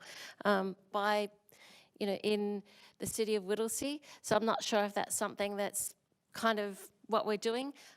Also the partnership with North Point, is it North Point? With the university, Northlink. And those events that come up, that brings a lot of partnerships together, which is, across a number of municipalities. We can't do this on our own, as Councillor Colwell said. And the Beveridge Interfreight Terminal is a very exciting opportunity, very exciting development, but I am concerned about the residents, and I would like to think that as we're developing jobs and so on, that we are advocating for residents and how that's going to work, the road structure. We need to work all together across the whole of council and across the whole of the municipality. So I do hope that when you're doing the engagement, that you are talking to the residents in Beveridge and those people, but also Whittlesea. Whittlesea's also being impacted at the moment with trucks and things going on. Also Donnybrook. As that's developing, it'll be great to see jobs in Donnybrook, and I know that there are plans to have light industrial in Donnybrook as well. So I think you do a great job, and the feedback that I've had is fantastic.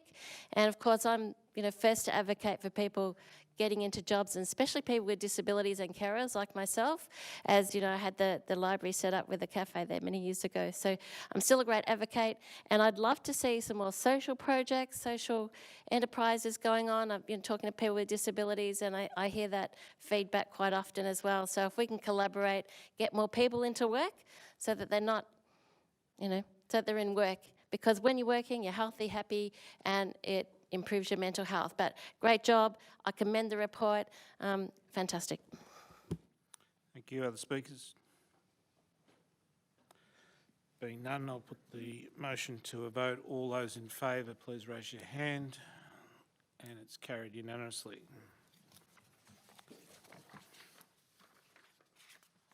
Item 5.6, the procurement policy.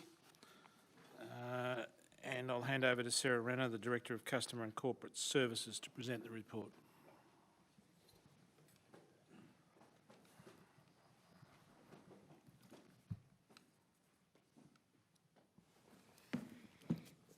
Thank you, Council, and good evening.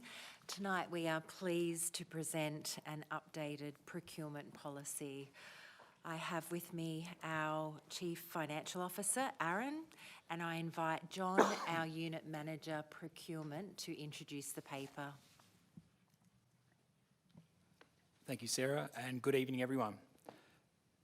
The purpose of this report tonight is to present the revised procurement policy, which builds on Council's current regional policy adopted in May 2021. The policy is a key governance framework that establishes how Council procure goods and services and works using public funds. It ensures procurement activities are undertaken with integrity, transparency and accountability, while supporting strong governance, appropriate risk management and value for money for the community. Value for money means more than just simply selecting the lowest upfront price. It requires Council to consider the whole of life cost, quality, benefits and broader impact of what we purchase. Modern public sector procurement recognises that procurement is a strategic tool that can deliver broader economic, social and environmental outcomes for the municipality. The revised policy strengthens Council's ability to leverage this tool to support long-term community benefits while continuing to maintain robust probity, compliance and financial controls. The review has been undertaken collaboratively across the organisation to ensure the policy reflects operational requirements and Council's broader strategic priorities. As a result, the revised policy further aligns procurement activities with Council's strategic vision outlined in Whittlesea 2040 and supports key strategies including sustainable environment, strong local economy and the economic participation plan. Key enhancements within this policy include refining the local business preference to the businesses operating within the City of Whittlesea, introducing a standalone First Peoples business preference, requiring mandatory consideration of local, social and First Peoples businesses where available, establishing minimum sustainability weighting requirements within tender evaluations, improving payment terms for small businesses, strengthening consideration of suppliers that promote fair, safe and inclusive employment practices. The revised policy also updates procurement thresholds to reflect the current economic conditions. Since the existing policy was adopted in 2021, inflation has materially increased the cost of delivering services and infrastructure for the community. Accordingly, the public tender threshold has been increased to $350,000 exclusive of GST. This adjustment reflects inflationary impacts only and ensures that procurement processes remain proportionate, efficient and focused on achieving value for money while maintaining strong governance and oversight. Importantly, transitioning to a standalone policy does not restrict council's ability to continue participating in collaborative procurement arrangements with other councils, government bodies or procurement networks where these arrangements deliver advantageous outcomes. In summary, the revised procurement policy maintains strong governance and legislative compliance, strengthens sustainability and social procurement outcomes, and better aligns council's procurement framework with its long-term strategic direction and community objectives. I propose the recommendation as outlined in the report. Thank you. Thank you. Is there any questions? None. I'll move. Someone move the motion, please. Councillor Lappin. I'd like to move the officer's recommendation, Chair. Thank you. Seconder. Councillor Labrador. Councillor Lappin. I'll just be brief. I think this is a good update to the policy. It's easy to navigate and it will help us make solid decisions with our procurement going forward. I'm happy to see the emphasis on both sustainable and local procurement options. I think councils do a lot of work on projects, obviously, and we can have a real genuine impact on improving the type of materials available, the environmental impact of those materials, and not just locally, but across the whole supply chain. We can also support our local businesses and create a circular and collective approach to projects, which I think is really important going forward. So it's great work to all those who developed the policy, and I think this will set us up well in the future. Thank you, Chair. Thank you. Seconder, Councillor Labrador. Thank you, Chair. I'll be even briefer. I'd just like to thank the team for delivering us the policy. And yeah, I just wanted to make a comment, particularly on the 5% preference that we're adding to First Nations businesses. I think this is a practical way that we as council can support our First Nations businesses to build a better life for themselves. And I appreciate that that has been included in the policy. So yeah, thanks, team. Thank you. Other speakers? Councillor Zinni. Thank you, Chair. I think these sort of policies are in place. They really benefit our community. We know where our money's going, our ratepayers' money. When we come to tender, we make sure that we get our value for money and definitely the quality that we need in our buildings. And I do like the fact that the sustainability of this policy incorporates a weighting that is quite substantial to local businesses, First Nations, yeah, I just really commend the policy being updated. I think it was time. So tenders and local businesses that would like to approach us for any of the new buildings and infrastructure that's coming into our capital works in the future, this policy is for you to read and make sure that you're aware of all the methods and all the procedures. And I think it is important, is part of our Auditor General and the law really to have these sort of policies. So anyone at home that doesn't understand what a procurement policy is, it pretty much says that we do go out to tender and making sure that we've got great value for money. We're putting our quality first as well. So we make it a fair process, a transparent process, and we do have weighting on certain cohorts of businesses out there, and we make that a top priority in our policy.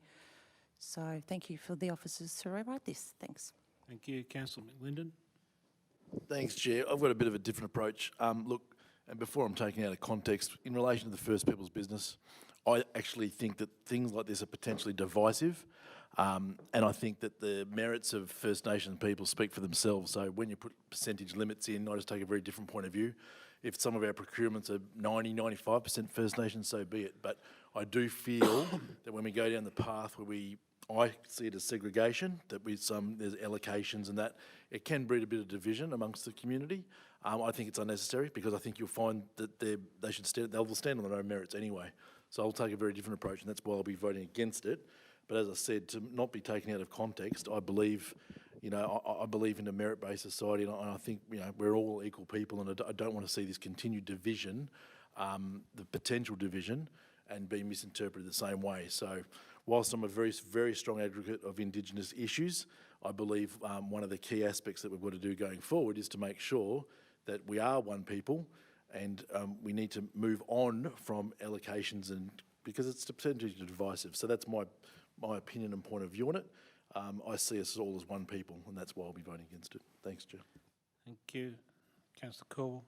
Yes, yes, thank you, Mayor. Look, I think it's just important, and just to avoid any confusion about the policy and how it's applied, I think it's really important to state that the 5% weighting isn't about a quota system in terms of saying we're going to dedicate 5% of our procurement to First Nations business. It's simply a 5% weighting through the tender process, where part of the assessment criteria for the tender, as well as 15% will be for sustainability, 5% will be for First Nations businesses. So as part of the tender panel's process of assessing those tender processes, they'll have the opportunity to look at that 5% as potential for any First Nations businesses. So it's basically just trying to create a situation where First Nations businesses can get a foothold to work in local government, can through that tender process, and that will be assessed through that. So I just want to make that point very, very clear, so there was no confusion, and it was clear to obviously the people at home engaging. Councillor McLinden's position is his position, his opinion. I think it's responsible at looking at opportunities that we can look at procurement and ways that we can develop up First Nations communities. So I support this policy and the application of the 5% weighting for a tender panel evaluation process. Thank you. Other speakers? Being none, the right of reply goes back to Councillor Lappin. I'll just be brief, Chair. I think, so change doesn't come in our society just by wishing it comes. It comes through actually doing the work. So I think with this procurement policy, there's set guidelines in there that seek to actively make change in our community, to make sure that our local businesses are being represented and prioritised and looked after in that sense. So I think even though it's well and good to say that we wish everyone was all equal all the time, the reality is that is not the case. So I think it's important to make sure that when we do policies like this, they're made in a way where people have equal footing going forward, and they can get access to those services. And as Councillor Caldwell said, get a foothold in those industries. So I think the policy, as it stands now, is a very good policy. Thank you, Chair. Thank you. I'll now put the motion to a vote. All those in favour, please raise your hands. So I'll call Councillor Labrador, Councillor Lindbergh, Councillor Zinni, Councillor Caldwell, Councillor Cox, Councillor Stowe, Councillor Lappin and Councillor Gunn. All those against? Councillor Taylor and Councillor McLinden. The motion is carried. Okay, we move to item 5.7, which is the Financial Reserves Policy, and I'll hand over to Sarah Renner, the Director of Customer and Corporate Services, to present the report.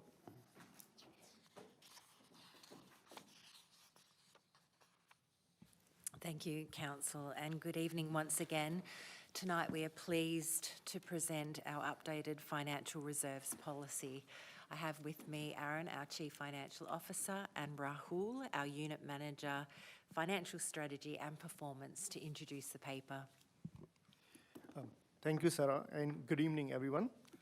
The purpose of this report is to present the updated Financial Reserve Policy, which strengthens the responsible and sustainable management of Council's financial reserves in alignment with Council's strategic priorities and the long-term needs of our community. The policy outlines a clear and robust governance framework for the responsible, transparent, and strategic management of Council's financial reserves. It sets out the guiding principles to ensure reserves are established, maintained, and utilized in a manner that supports Council's long-term financial objectives, meet legislative requirements, and deliver positive outcome for both current and future generations. The policy defines the purpose and categorizations of reserves and ensures that funds are applied only for the intended or legislated purpose. It introduced stronger governance arrangements surrounding the creation, use, and closure of reserves, ensuring decisions are well-informed, transparent, and strategically aligned. The updated policy also streamlines Council's reserve structure by consolidating overlapping reserves, renaming reserves to better reflect their purpose, and closing those that are no longer required. These changes improve clarity, strengthen governance, and ensure stronger alignment with Council's and community priorities. The governance arrangements further outline how and when funds may be transferred to or drawn down from reserves, providing Council with the flexibility to respond to emerging needs while maintaining sound financial disciplines and long-term financial sustainability. Importantly, this policy supports effective long-term financial planning by enabling Council to invest strategically in services and infrastructure, manage financial risk, and ensures that financial decisions made today continue to deliver lasting value for our community. I propose the recommendations as outlined in the report. Thank you. Thank you. Is there any questions? Councillor Lappin.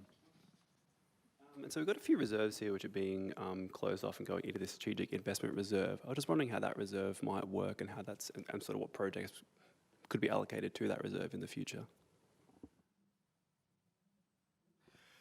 So the strategic investment reserve can be utilized for both operating and capital works related programs, and it will be drawn down based on the Council's priority, and it will be managed through the Council's financial plan. Any other questions? Being none, I'll ask for a motion.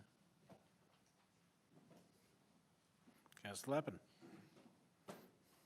I support the officer's recommendation as the motion, Chair. Thank you. Seconder. Councillor Caldwell. Councillor Lappin, if you wish to speak. No, thank you, Chair. Councillor Caldwell, do you wish to speak? No, thank you, Chair. I think it's very clear what we're doing here, so I won't waste the council group's time by giving a long-winded speech, so I'll leave it with that. Anybody else wish to speak?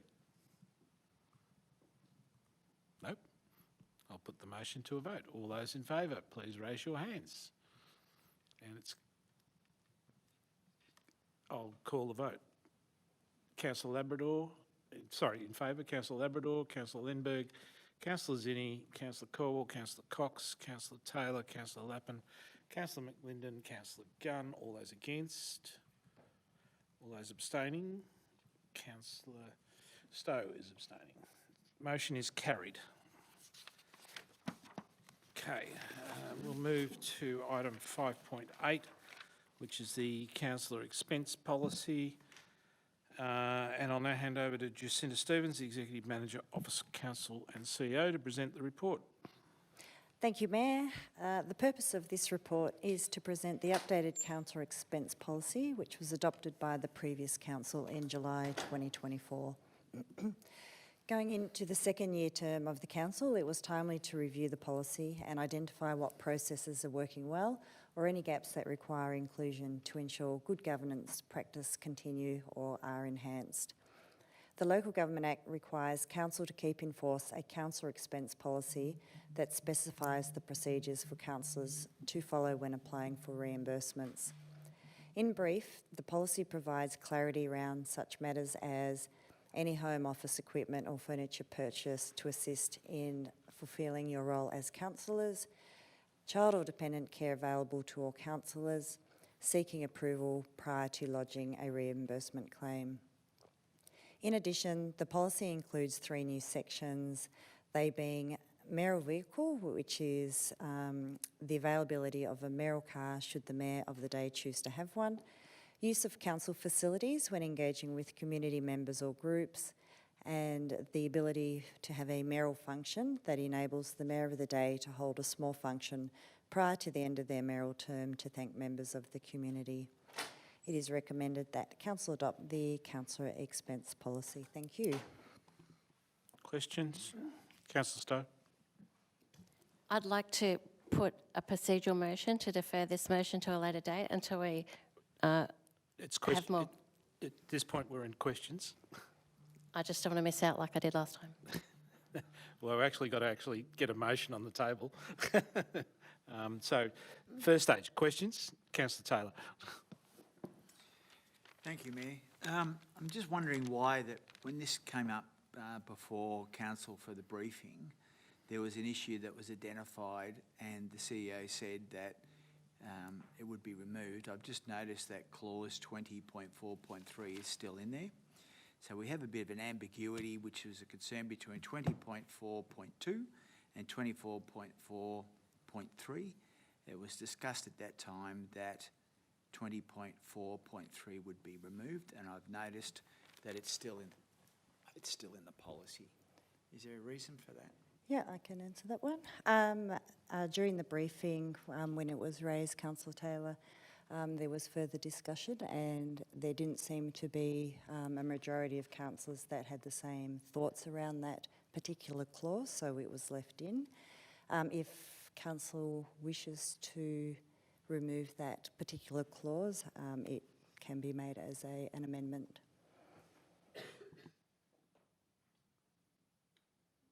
Any other questions?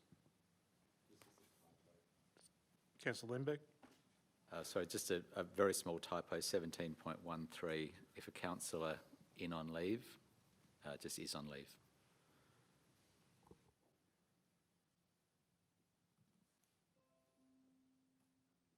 Yes. Yep. Any other questions? Councillor Zinni. Just want to clarify the mayoral function, and that is an optional thing for the mayor of the day. That is correct. Thank you. Any other questions? Being none, I'll move to a motion. I'd like to bring a procedural motion that we defer this item to a later date. Sorry. We've actually got to get a motion of the item on the table before we can move a deferral of the motion, because we're not deferring something that's not there. Is that okay? I'll come back to it. So, a mover of the motion, was that Councillor McLinden? And seconder, Councillor Lindbergh. Councillor McLinden, do you wish to speak? Briefly, and this is probably more to people who are thinking about putting their hands up for council in the future. If you're in it, if you're thinking you're going to council for the money, you're better off stacking shelves at Coles, because if you put your 15, 20 hours in, plus your fuel, your time, your energy, and away from your family, you're really doing it for the passion and for your community. So I've always been a big advocate for councillors, obviously being an ex-Queenslander, to be full-time, so that we get actually equipped to do the job to the best of our ability. But I think that under the constraints, and most of us, if not all of us, have other responsibilities and jobs, and I think I think it needs to be reviewed by the state government. But just any of those people considering council, and if you think you're doing it for the money, you are markedly wrong. And I do think that needs to be urgently reviewed by the state government. But I do support what the motion is before us. Thanks, Chair. Seconder, Councillor Lindbergh, do you wish to speak? No, thank you, Chair. No. Councillor Stowe. I'd like to bring a procedural motion to defer this motion to a later date, and Councillor Taylor's point, it's case in point, another reason to defer this motion. I've contacted the Gender Equity Commission and they've come back to me, and they will come and speak to me later on, so I'm interested to have more information. Just hang on. You're moving a procedural motion to do what again? Sorry.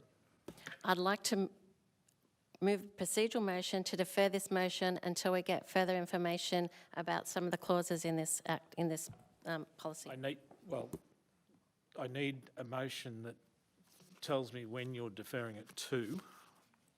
So I'm deferring the motion until we get further information back from the Gender Equity Commission. Well, it needs to go to another date or an hour, so to another meeting? Is that what you're suggesting? I've had the Gender Equity Commission come back to me and Sorry, they said, Councillor Stowe, please listen to me. Are you moving a deferral motion to another meeting? I was just about to explain that. No, you were talking about the Gender Commission. I've got no interest in that at the moment. I'm talking about what... Sorry? Okay. So if we can defer this motion until August, an August meeting? Okay, so the motion is to defer to the August council meeting. That's right. Thank you. Clear. Okay, that's a procedural motion. So is there a seconder? Councillor Taylor.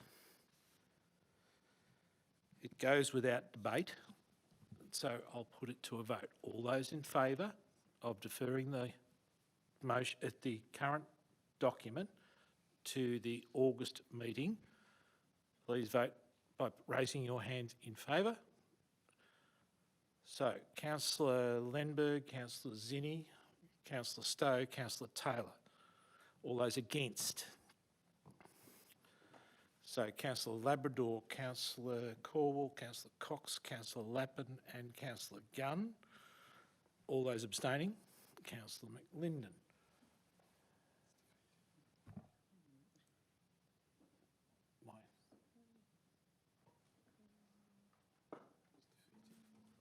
Sorry?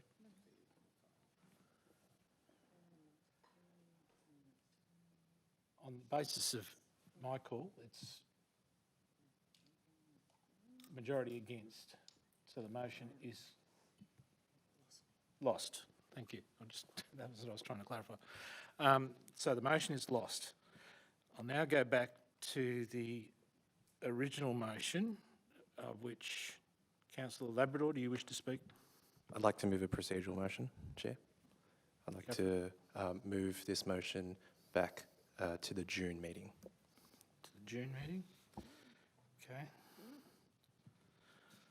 Is there a seconder? Councillor Taylor.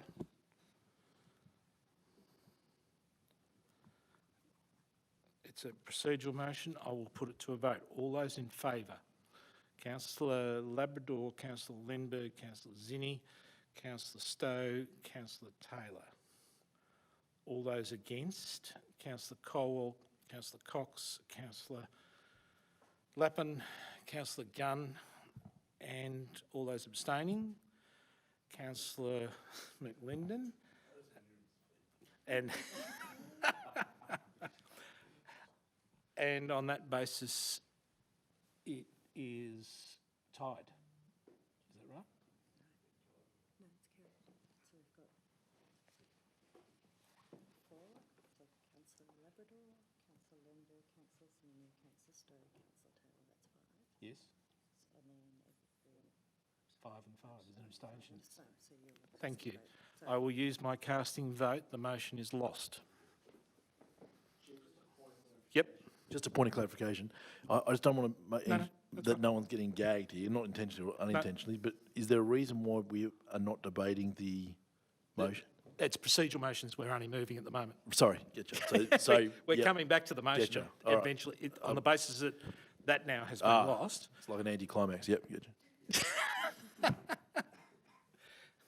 We're operating on Queensland time.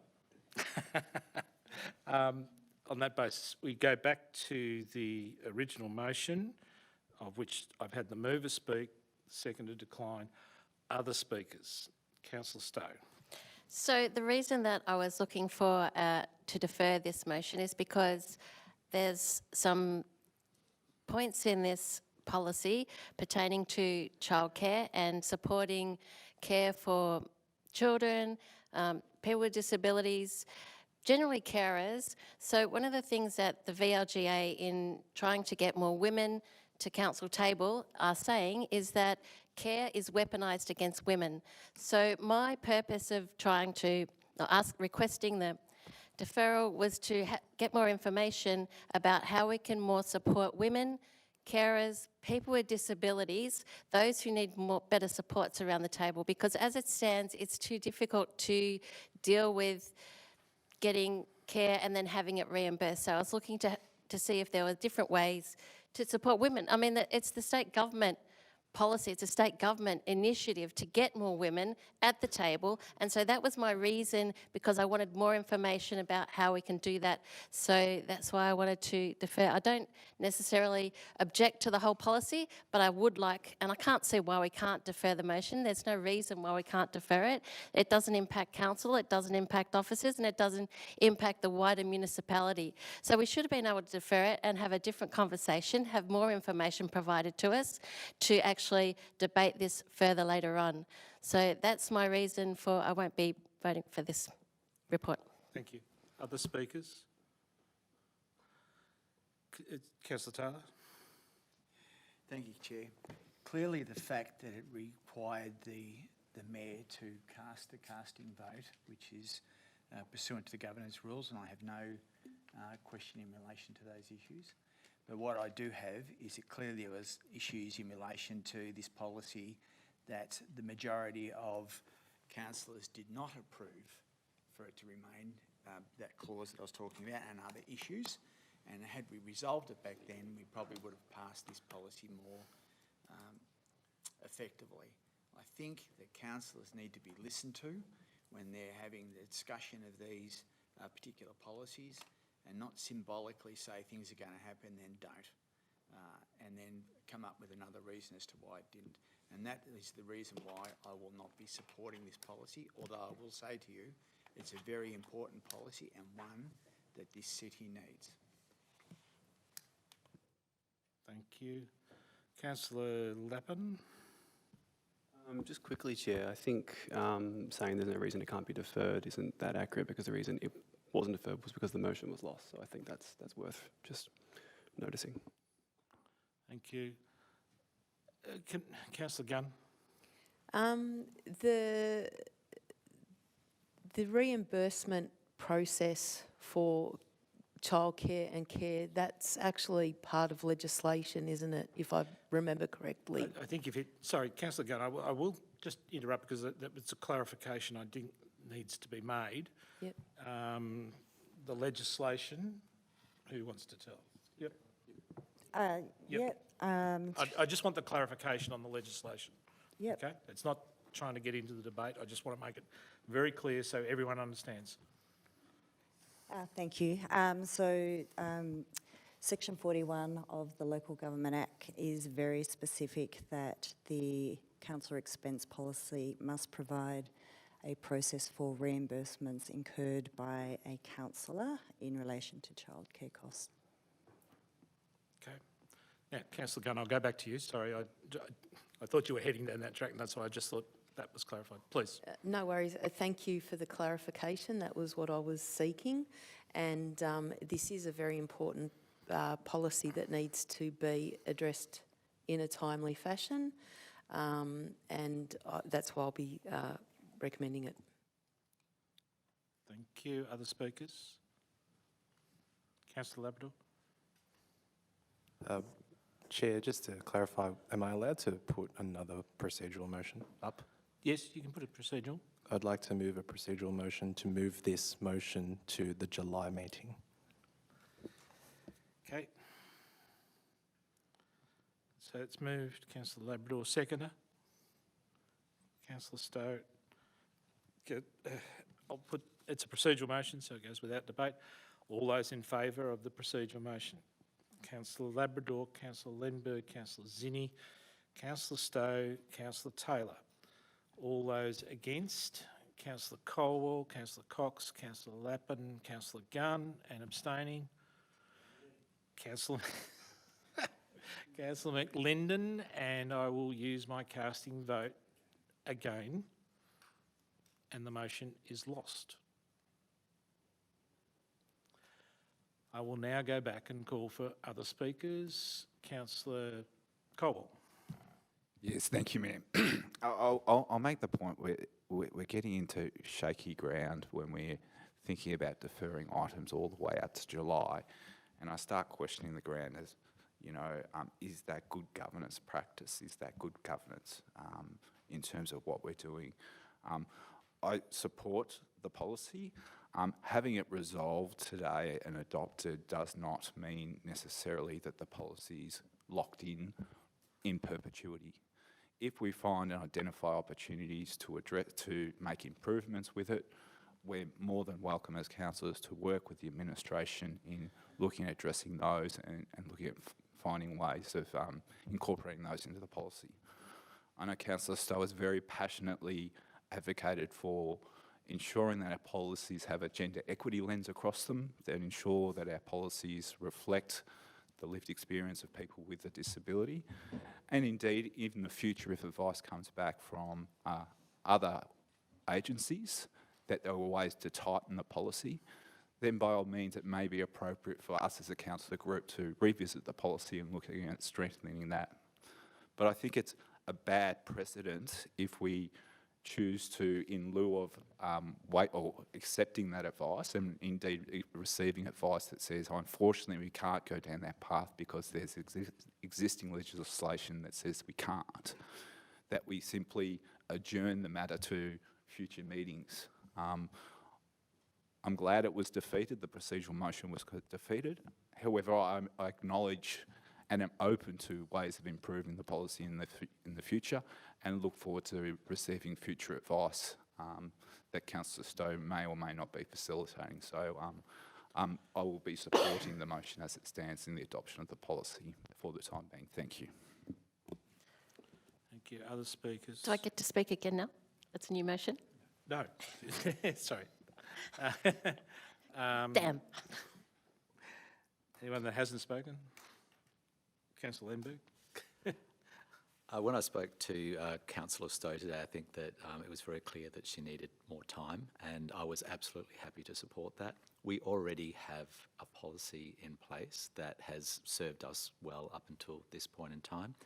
I do understand Councillor Colwell's recommendation that it's not good governance to do so, but I think that when something is so important to a particular councillor that as a councillor group we should listen and support that if it's only a matter of time, if it were a matter of a month or 2 months. So that's where my thought process was going with this. I don't know what the rush is. Councillor Lindbergh, I did make an error there. You didn't speak as the second, so I let it go. But you did second the motion, but you didn't speak. So you had a reserve right given to you. Anybody else that hasn't spoken? Councillor Zinni. Thank you, Chair. Look, I think based on the fact that you've done the casting vote, if you see that half the councillors are not sure about the particular policy and want to get it clarified and extended to an extra month, I think that's something that we should be offering most of the councillors. So I'm just confused as to why we are having to rush this through. I don't see it as bad governance. I see that as something that we should be discussing further. If we feel that half of us are not completely completely happy with that policy, then we should be revisiting it one more time. It's not affecting, as Councillor Stowe said, it's not affecting any of the community, it's not affecting our staff, it's not affecting any process, but 1 month is not going to hurt. I really do feel that a bit disappointed that we're not putting this through for an extra month's delay to clarify. Thanks. Thank you. Anybody else that hasn't spoken? I think it's Councillor. Sorry, Mr. Mayor. I just wanted to seek a point of clarification. Yep. Would the consequence be of defeating this motion as it stands now, so if the councillors were to vote against the motion, would the consequence be that essentially the policy cannot be revisited for a period of 6 months under the governance rules? Defer to the governance officer. Yep. Thank you, Chair. Councillor Colwell is correct that a motion that is defeated cannot be reconsidered for 6 months. Okay.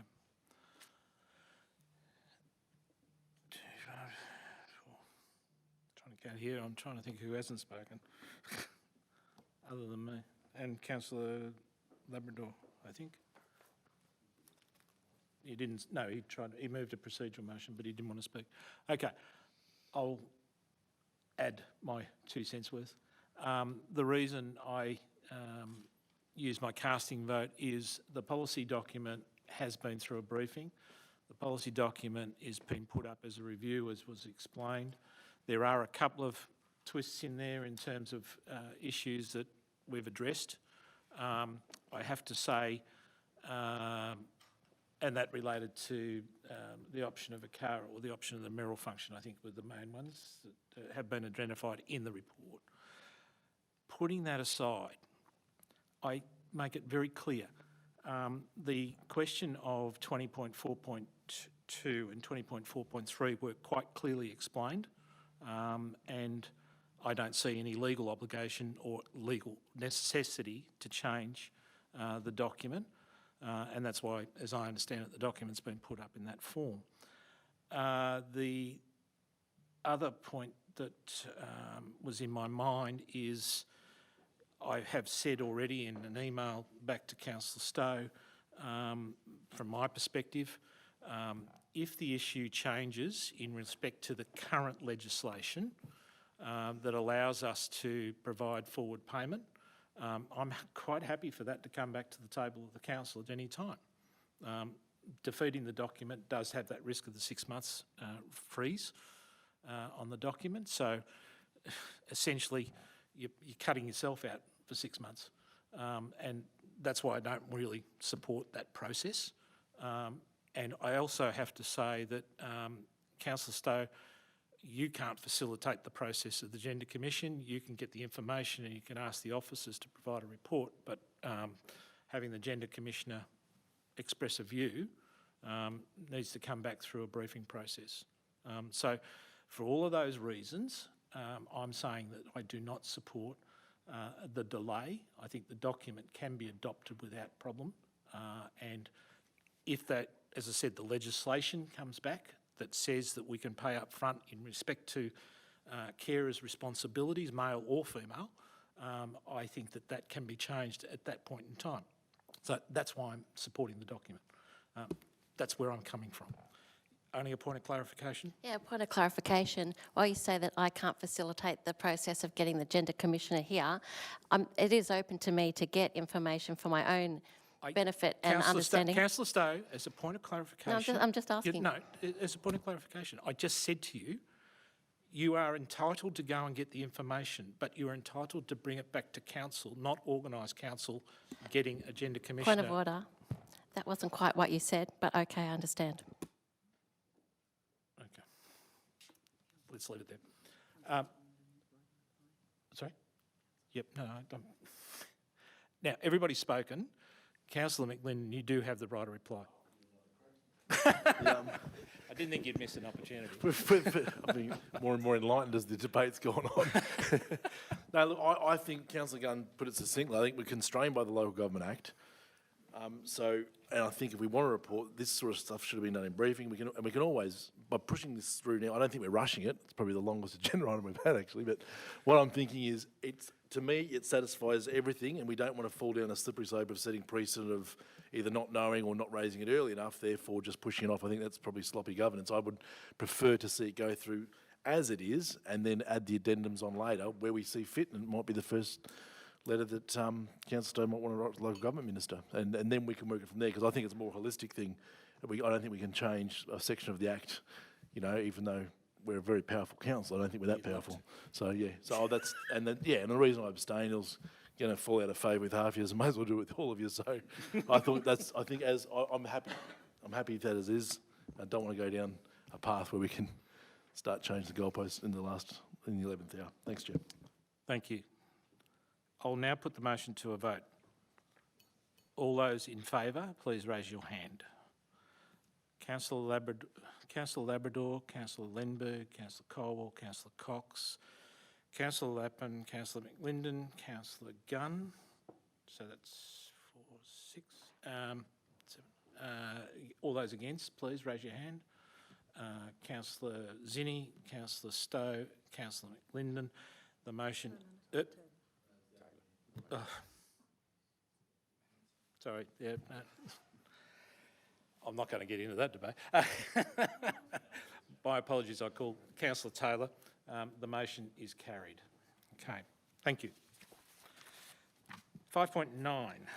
We'll now move to the governance report, and I'll hand over to Jacinta Stevens, the Executive Manager, Office Council CEO. Present the report, please. Thank you, Mayor. The governance report consolidates governance and administrative reports into one standing report, representing best practice, transparency and accountable reporting. This month's report covers the following items: seeking approval for the Mayor's attendance at the 2026 Australasian Reporting Awards and the Australian Council of Local Government meeting. Council approval of the S11 Instrument of Appointment, which confers authorisation on specific council officers under the Planning Environment Act and the Local Government Act 2020. Delegation for the CEO or the acting CEO to sign loan documents in accordance with the Financial Plan 2025 to 26 to 2024-35 that was adopted as part of the 2025-26 budget by Council on the 17th of June 2025. A summary of informal meetings of Council, for example, Council briefings for the period February to May 2026. It should be noted in the summary of Council briefings and other meetings on the 14th of April 2026, it mentions others present as the clinical governance coach and facilitator. The word clinical is an error and should be read as Council. This will be updated as part of the minutes. It is recommended that Council resolve on the points outlined under the officer recommendation in the report. Thank you. Thank you. Any questions? Can't see any. Someone motion. Councillor Labrador, seconder. Wait. I'd like to move the officer recommendation as on the screen. Thank you, Chair. You got me. Great. Thank you, Councillor Labrador. Councillor Zinni, seconding. Thank you. Councillor Labrador. I would not like to speak. Race in and no, it's all right. Councillor Zinni, do you wish to speak? Thank you, Chair. Yes, so the governance report, the speciality of our governance team. Yeah, I just wanted to say all those points 1 to 10. Yeah, I'm happy to support those. And yeah, thank you. Thank you. Councillor Stowe.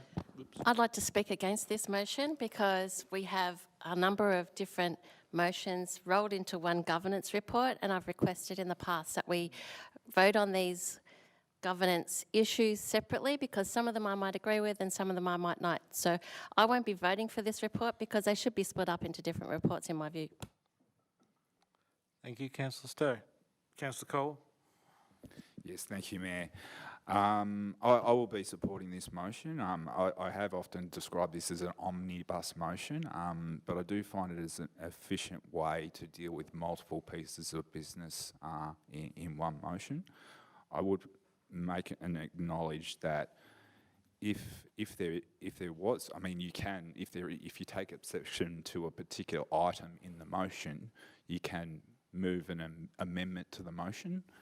You'd need a seconder and you get the support of your council colleagues, and that way we can change it. So there are mechanisms that we have within the process, our governance rules, that would allow us to address individual particular items, but I'd simply just make that point and leave it at that. So thank you very much. Thank you. Other speakers? Being none, I'll put it to a vote. Right of reply to Councillor Labrador if you wish it. I'll take my right of reply. I've been dragged in, so I have to speak. The only thing I'd say is everything in the motion is quite succinct, and anything that requires additional information is added into the reading.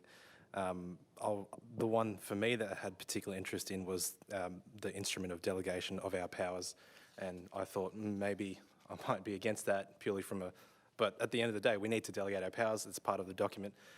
There are multiple different items here that if we don't vote on, it might fall into the area of bad governance, and I want to make sure that we can continue to remain within the realm of good governance. I don't think any any item here in the motion is quite contentious. I mean, I think all the information is provided, also in 5.9.1, 0.2 and 3. If there are any other questions around that, I think there's time. Thank you. But that's my reply. Just as a point of clarification, can I just say from a meeting procedural point of view, if you have a question about a section of the report, you can ask the question, even though you've been in the debate, you can ask a question of clarification. So if you had a concern about, as you've just explained, the delegation power, you could have clarified that. Similarly, Councillor Stowe, if you have a problem with any of the items, you're entitled to move an amendment under the meeting procedure. So if you wish to take something out or oppose something, you're entitled to do that. So I'm just trying to clarify it from a meeting procedure point of view. Okay. I'll put the motion to a vote. All those in favour? So Councillor Labrador, Councillor Lenberg, Councillor Zinni, Councillor Caldwell, Councillor Cox, Councillor Lappin, Councillor McLinden, Councillor Gunn. All those against, Councillor Stowe and Councillor Taylor. The motion is carried. Thank you. Item 6, notices of motion. There are no notices of motion. 7, councillors, are there any items of urgent business? None. CEO, do you have any items of urgent business? No, Mr Mayor. Thank you. Okay, we return to the reports of council representatives and the CEO update. And I'll call on all councillors to read out the report of activities since the last council meeting. So, Councillor Caldwell, can you begin, please? Order. Oh, sorry. What happened to the Audit and Risk Committee annual report? Sorry? The Audit and Risk. Item 9.1. Sorry, through you, Chair. That's just for tabling. There's no motion required for that one. I was going I'm trying to, I thought I missed something. Yeah. That's tabled reports, item 9. Sorry. Thank you for the clarification. Yeah, thank you. Councillor Caldwell. Thank you, Chair. So I'd like to start by obviously acknowledging the resignation of Craig Lord and his departure from the City of Whittlesea, as we did at the start of the meeting, and wish him all the best and well in his future endeavours. But on my council report, I'd like to start with on the 22nd of April, I attended the Whittlesea Developers Forum, where we shared with developers the massive forecasted growth of the city, the importance of council and developers working together to deliver infrastructure appropriately sequenced. Feedback from developers was that how much they appreciated the proactive City of Whittlesea is in working with developers in providing supply of housing, which is addressing the housing crisis, and definitely things that we touched on through the course of tonight's meeting. On the 25th of April, I attended the Doreen dawn service, followed by a gunfire breakfast and two-up, and the Lorimer Power Anzac match. Thanks to Woody and Wes and the rest of the Doreen RSLs for their generous hospitality.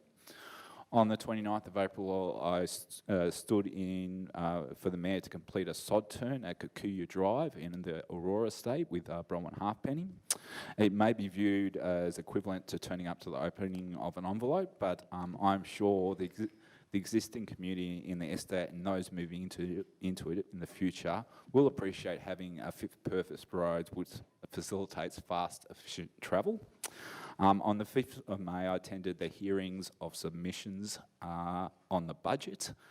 And on the 6th of May, the Northern Councillors Alliance Professional Development Session on promoting respect and civility in democracy. On the 7th of May, I attended the LGA forum with the Tanarong Land and Water Council meeting on the implications of treaty for local government.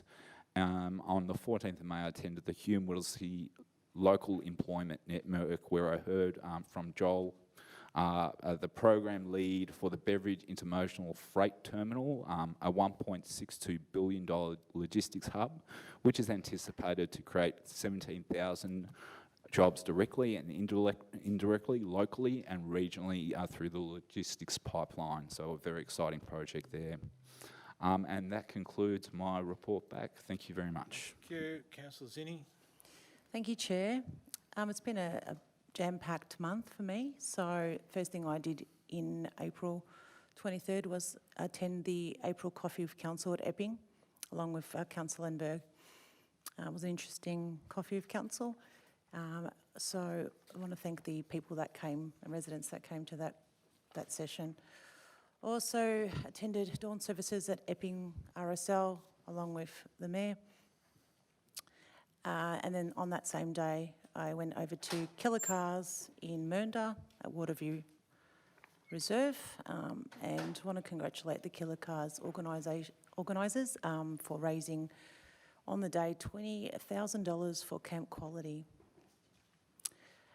I also was invited to attend Baps Temple for the Mother's Day celebration. My children attended also with me, and it was a lovely afternoon. I want to thank the community there for their hospitality, and I truly appreciated the experience, and so did my children.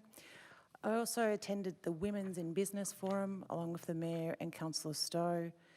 There was an exceptional turnout of women across our municipality that run their own businesses, small businesses, large businesses, trade businesses, and I was really impressed by everyone's dedication to that collaborative approach and networking that our business network provides. So thanks for being part of that.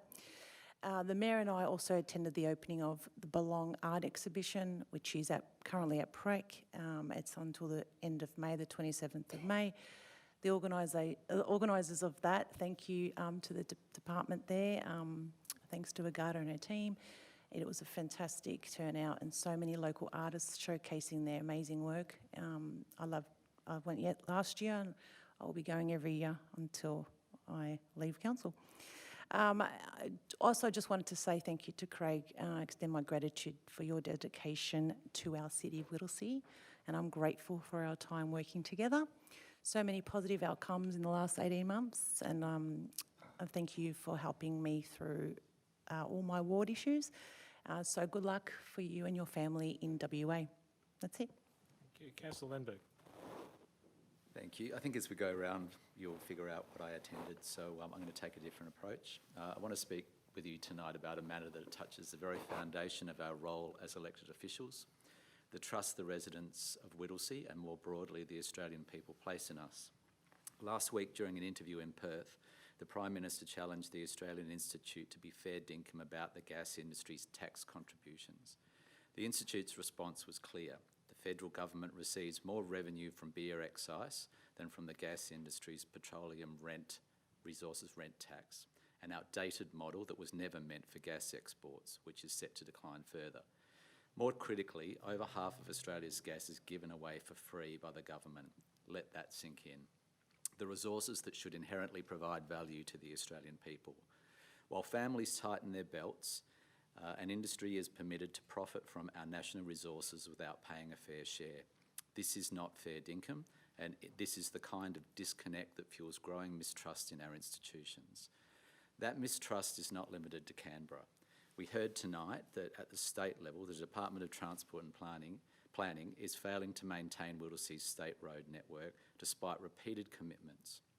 Residents face potholes, unsafe conditions and delays. When the state government prioritises vanity projects over essential infrastructure, confidence erodes and the city of Whittlesea is blamed. We cannot ignore the pattern. When the government at any level supports big business over public or chooses political convenience over community need, trust breaks down.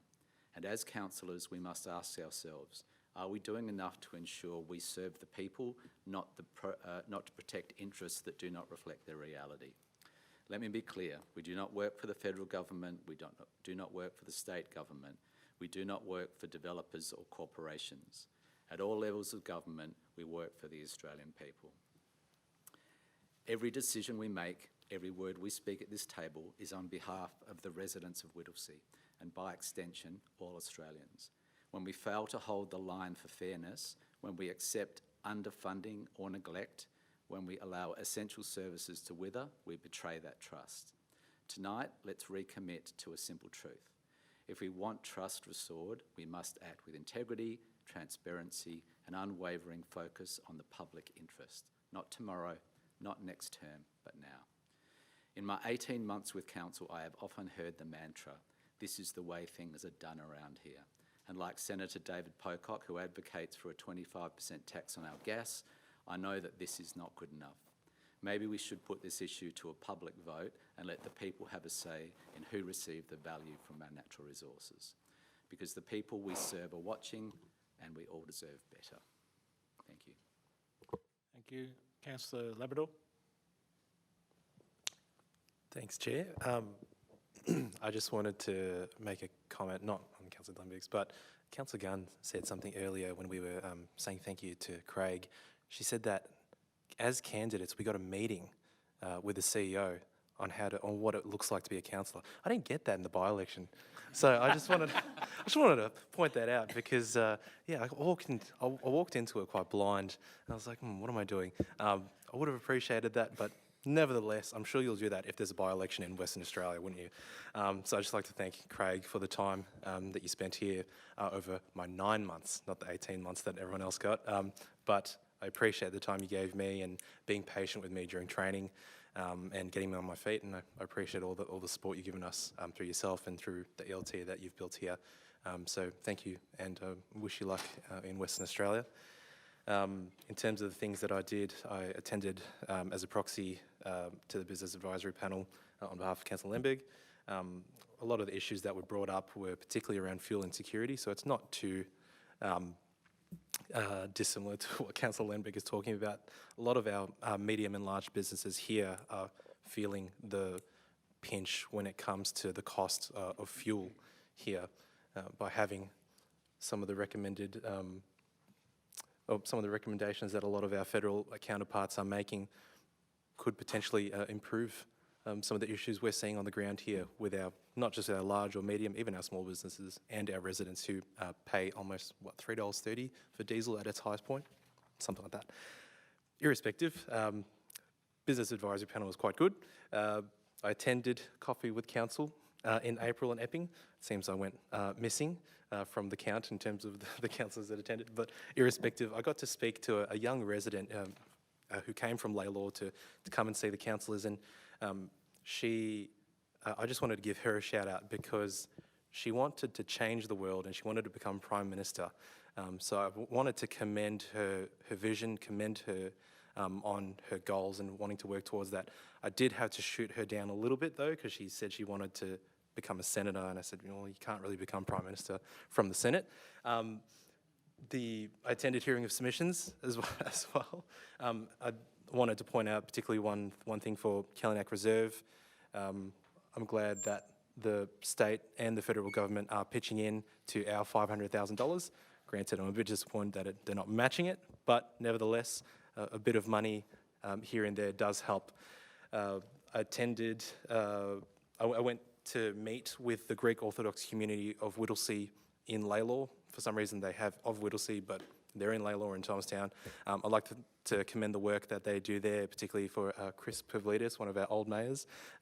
So yeah, I'd like to, big shout out to them. And on a personal level, I met up with a few councillors for coffee, and I think that's good to show to the community that we do have strong working relationships here, despite what people might think about us. So yeah, I'm glad that I was able to meet up with some of you around the table, and I hope to meet with more of you as time goes on. Lastly, I met with a resident in Laylaw who experienced a bit of a troubling situation, had some rubbish up against their fence, which is connected to some public land that council owns, and someone decided to set that rubbish on fire and set their fence on fire. So it is a tragic event, and it was tragic for the resident as well, who had to go to hospital. So I would just like to put a message out there to the community that, this behaviour is not on. You need to love where you live and take care of one another. Thank you. Thank you. Councillor Gunn. Thank you. I attended Anzac Day dawn service in Doreen with councillors Colwell and Lappin, and we laid a wreath on behalf of the City of Whittlesea. It was a very stirring service, and there was a guest speaker, a veteran, who talked about women in service, and it was a really informative speech that he gave. This was a well-attended event with an estimated crowd of 2,000 plus people. Doreen RSL were very appreciative of the City of Whittlesea community grant to help with the screens to help televise the event for those in the crowd who could not see the cenotaph. The Lorimer Football Club helped to host the gunfire breakfast back at the club rooms, and this was well received. There was also a small service at the start of the seniors football game. There were a number of Mother's Day celebrations around the City of Whittlesea, and I just want to extend a happy Mother's Day to all. And last week I met with the Mayor of Nillumbik just to touch base and on a few issues that sit on our border and see if there were any advocacies that we can do together. And we did have a couple of things that we can work on. And then all the usual meetings, briefings, CMAC committee and training sessions. And just to finish off, I again would like to reiterate my thanks to Craig. Thanks, Craig. And I wish you and your family every success and happiness in your new role. Thank you. Thank you. Councillor McLendon. Yeah, thanks, Chair. There's a couple of issues.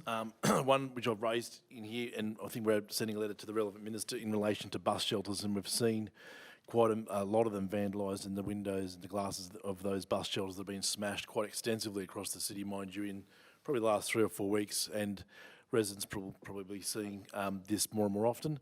I do want to put on public record that we do need to let the state government know not to replace them with glass. They really need to make sure that they have something safe that you can see through. But it'd be ludicrous to keep replacing something that keeps getting broken. But please let the residents know this is not a council issue. However, some may think it is, but we do advocate for safer bus stops, and I do hope we can catch those people who it seems to be repeat behaviour across the city. Another one is a plea to parents in relation to e-bikes and e-scooters. I think back in the day, if you're an 80s and 90s kid, it was skateboards, maybe roller skates, and bicycles. You get your grazers. I had my fair share, broke my collarbone, but this is a whole new level of safety and danger issues in relation to e-bikes and e-scooters. Many parents may not be aware at some of the excessive speeds they can go, because a lot of the local roads are 40 and 50 kilometres an hour. Some of these go up to 70 and 80 kilometres an hour. So they're actually quite dangerous, and a lot of the children on these are not road savvy in terms of braking distance and safety measures that need to be put in place to have such another vehicle on the road. It really isn't a toy. And we've had a tragedy that we saw on Plenty Road in that, and obviously our heart goes out to the family involved in that, but please, this is a plea because there's only limited input that we can have as a council in relation to e-bikes and e-scooters, but it is a call out to parents to please understand what their children are riding and put mechanisms in place to ensure that their safety and others is first and foremost. I'd also like to thank, I saw the Banyule City Council with the Deputy Mayor Ricky Goretti and with the Vicar Stephen Monsignor. And it was only a couple of months ago that we mentioned in here that some of the churches should be opening up their doors, and I've been a little bit critical, not of all churches, but churches that sort of open up for their hour of power on Sunday and then lock the gates after they've passed the plate around.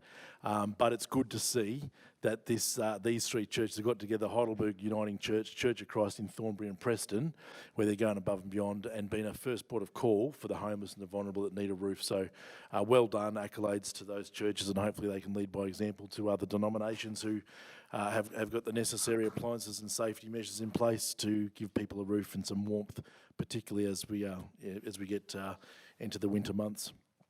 I'd also like to reiterate what Councillor Lenberg said in relation to the levels of trust, and I think when you're looking at a cost of living crisis, local government's probably the least that you can actually point the finger to in terms of, I think it escalates as you go to state and then federal again.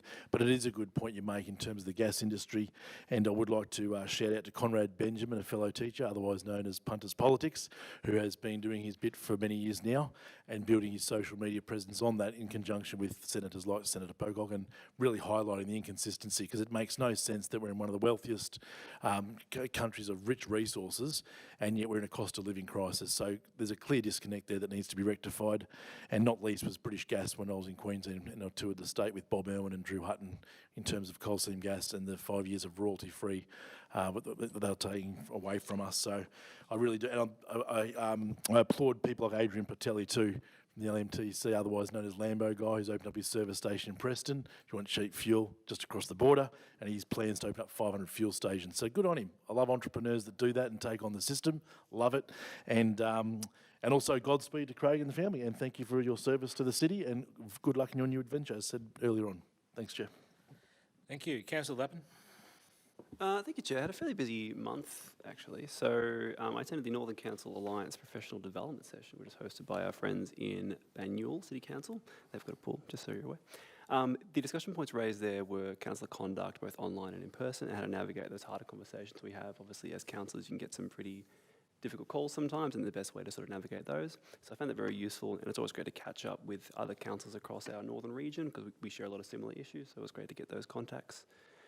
Attended the Hearing of Submissions Committee, and thank all the members of our community who brought their submissions forward. It's quite a formal setting, that meeting, and I think it's not always, that comfortable to present in that setting. So I think well done to those who presented, and I thought they all did great. I also attended the Doreen Answer Day Dawn service with Councillor Gunn and Councillor Caldwell, Deputy Mayor. It was a great day and event, and it's always well attended and facilitated. I also think, I learned I'm very bad at two-up. I think I was out in about one hand there. And I think I owe Councillor Gunn some money from that anyway, so I'll get that to you at some point.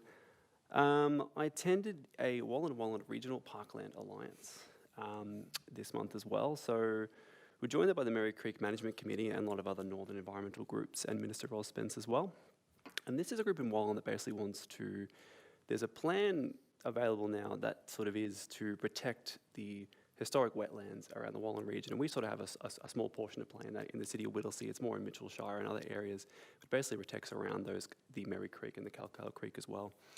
So it was good to see that plan coming forward and the level of passion in those northern groups to really support that and protect that area from growth, and make sure that with the growth in that area that those historic wetlands are protected, and those native animals and obviously the value you get from open spaces is retained in that area. Also attended the City of Whittlesea Developer Forum, which was a very good day and very informative. It was good to see the City of Whittlesea priorities, which are presented to various developers, and to get their input as well. We have a huge amount of growth coming our way, and we want to make sure that it's done the right way and the benefits are to our residents. Also coming up, a bit of a precursor, there's the Northern Circular Economy Forum, which is hosted by the City of Whittlesea and Northland, coming up on May 26th, so looking forward to that. And just going back to what I spoke about last week about just riding my bike more and doing more active transport, we've got awesome like active transport here in Whittlesea, it's great. But also I rode from here to Wollert to Mernda to then Coburg and then the city, and it's all I was basically on a bike path the entire time. Like in the north, we've got great bike networks. You don't really need to drive your car, with the exception of tonight because it's raining and my jacket's not thick enough. So, but I will get one and I'll ride in the rain. Don't worry. And I've got 1 minute 15. Being a state election year, it seems that's the flavour of the night. So I've got some opinions I'll share. But no, I think. Obviously, it's important for residents. I don't know if this is allowed. It's allowed. Anyway, we'll do it anyway. I would encourage residents who feel dissatisfied with state and federal parties to think of the issues which are actually important to them, and then their needs in the community, and then check that political party's actual voting history. So I think some certain parties, some from Queensland, have certain views that may sound good to someone who may not be informed on certain issues. So I think it's very good to make sure that you check a certain political party's voting history, make sure they do actually align with your values, and not just and don't just go forward, go in for slogans or scapegoating or cuts. Actually be informed on what a party stands for and really make sure you go in that forward. Bit of a public service announcement. Thank you, Chair. Councillor Taylor. Thanks, Chair.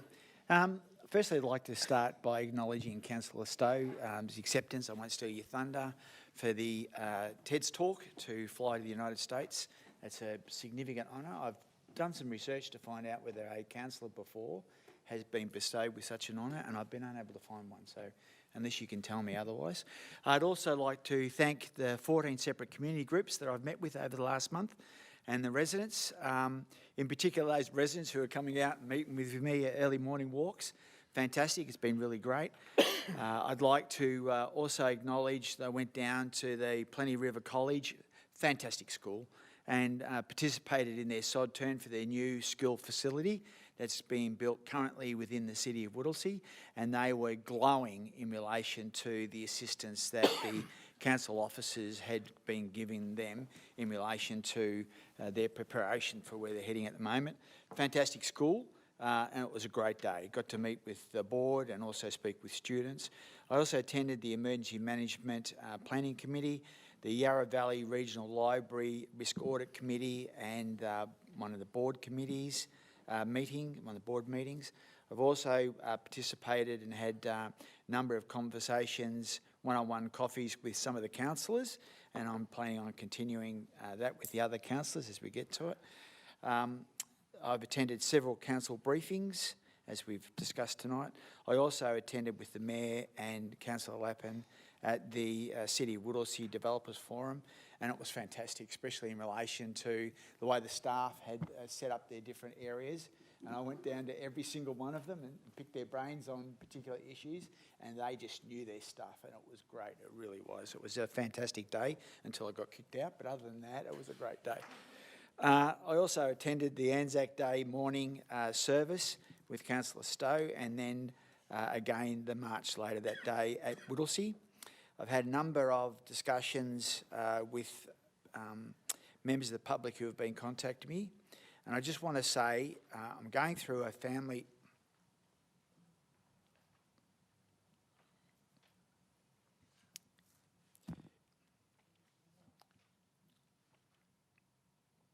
There's trees, illegal rubbish dumping. Do you want to break, Councillor Taylor? No, I'll be right.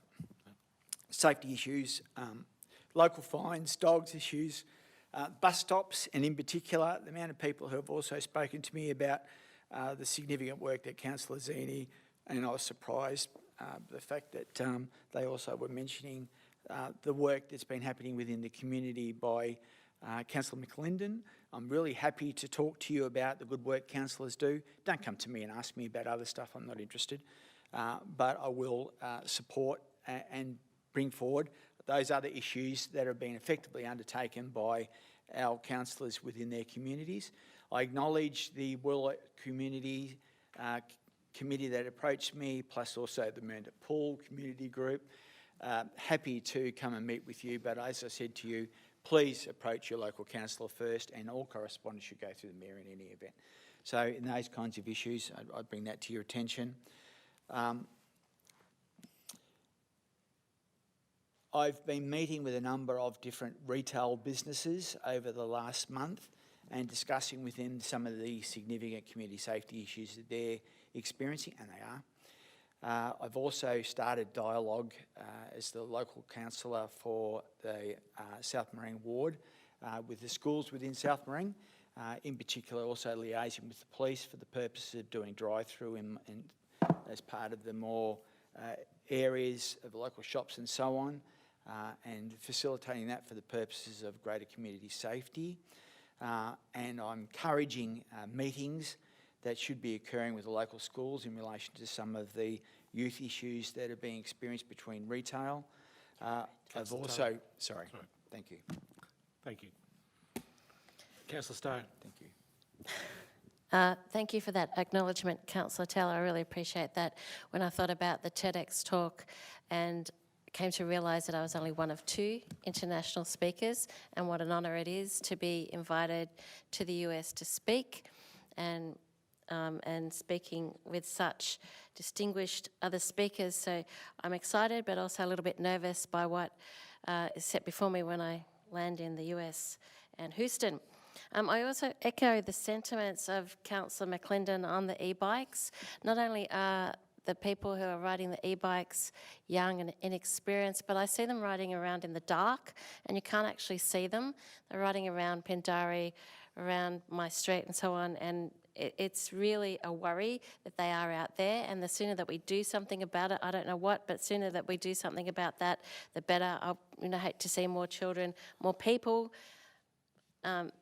killed or, injured, those sorts of things. It really is silly. But I also saw somebody riding their scooter actually through Plenty Valley, through on the footpath. So it is dangerous, it's scary. Over the last month, I had the opportunity to attend the Women in Business event, which was a really well-run event, and the women there did lots of networking. And subsequent to that, I also attended the Plenty Valley Women in Business networking event, dropped in and had a quick hello to those people. I've caught up with local businesses in the local area as part of my 100 Coffees campaign, and they were talking about how great the Women in Business networking event was, but also made some suggestions about could we do some buy local and more opportunities to engage with the local food and beverage organisations. I also attended the afternoon Anzac Day event in Whittlesea and did the march there. I attended the Hellenic Women's Association Proton Mea Day event, so that's May 1st event where there's lots of dancing, lots of Greek dancing, lots of yipa going on there. I've also attended the RSL and the Brookwood Community Centres to see for myself firsthand and talk to the people firsthand about what the implications are, or just hear from people for myself to be better advised on, when that comes back to council. So I just want to be better advised. Also attended the Whittlesea Cruise Night, which is a really big event, first Friday of the month in Whittlesea. Lots of cars, lots of rev heads, and so it's suspended for winter, but it's a really great night. The city comes alive, Whittlesea itself comes alive. I've had some responses or questions about CMEX in Whittlesea. Illegal soil dumping continues to be an issue. And I also attended the YPRL board meeting with Councillor Taylor. I think that was all I had to say. Thank you, Councillor Stone. I'll begin my report. The developer forum took place the morning after the last council meeting. It was a great event and certainly a lot of positive feedback from the developers in terms of the presentations made by our departments and the encouragement that better planning actually comes at a local level rather than a state level. The number of people that actually approached and made comments that they were unaware that this event was being run, and they wanted to be, they obviously missed previous events, and we said no, it was the first one. So it was a successful event. Coffee with Councillor Epping was referred to. There was a number of us there. The Kakura Park also had a sod turn, not the Kakura Road, which Councillor Caldwell stood in, with Councillor Taylor and Bronwyn Halfpenny, the local member. I also conducted an interview with the ABC over the Mernda Pool development in terms of trying to explore some of the facts rather than some of the myths. So that has had positive feedback. And Anzac Day was Epping dawn service with Councillor Zinni. The Doreen were attended, and I know Councillor Taylor and Stowe went to Whittlesea. And I went to the Whittlesea afternoon march. The only thing I would say that I was disappointed, Whittlesea on investigation, because I was a little bit perturbed by some of the comments, did not actually formally invite council to attend to the event.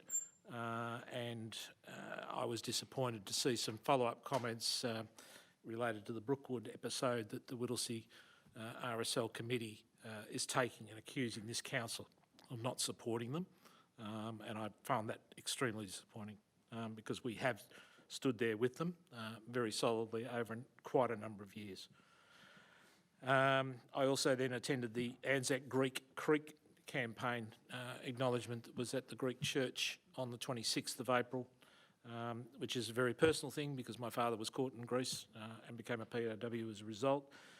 And the previous day, actually, at Whittlesea, one of the families of the veterans marching didn't know the medals that we were both wearing were exactly the same, and I had to explain to her what they were for her late father.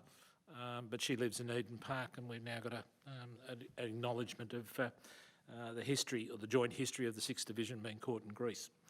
The data centre round table with the Minister Dimonopoulos, with the CEO, was very positive with a number of the growth councils. The CEO actually got his futurist hat on because he did make the point that it's all very well building these large Lego boxes, but what's going to happen when they run out of steam and they're no longer relevant? And the suggestion was made, we need to have a fund in place to actually decommission these data centres rather than just building these things rapidly. And we've got a number of applications on foot in council at the moment, and I'm going to run out of time. So NCA, I attended that. English kindergarten, Tamil seniors, turbans for Australia, the art judging I talked about, the Stables kindergarten with the Minister, Blandthorn, the Ida Hobbit, I attended with Archie Boodle, with the staff, and great event. Hazel Glen production of Clue, I attended the other night. Murrindindi, we met with the Mayor and the CEO as a catch-up following the fires.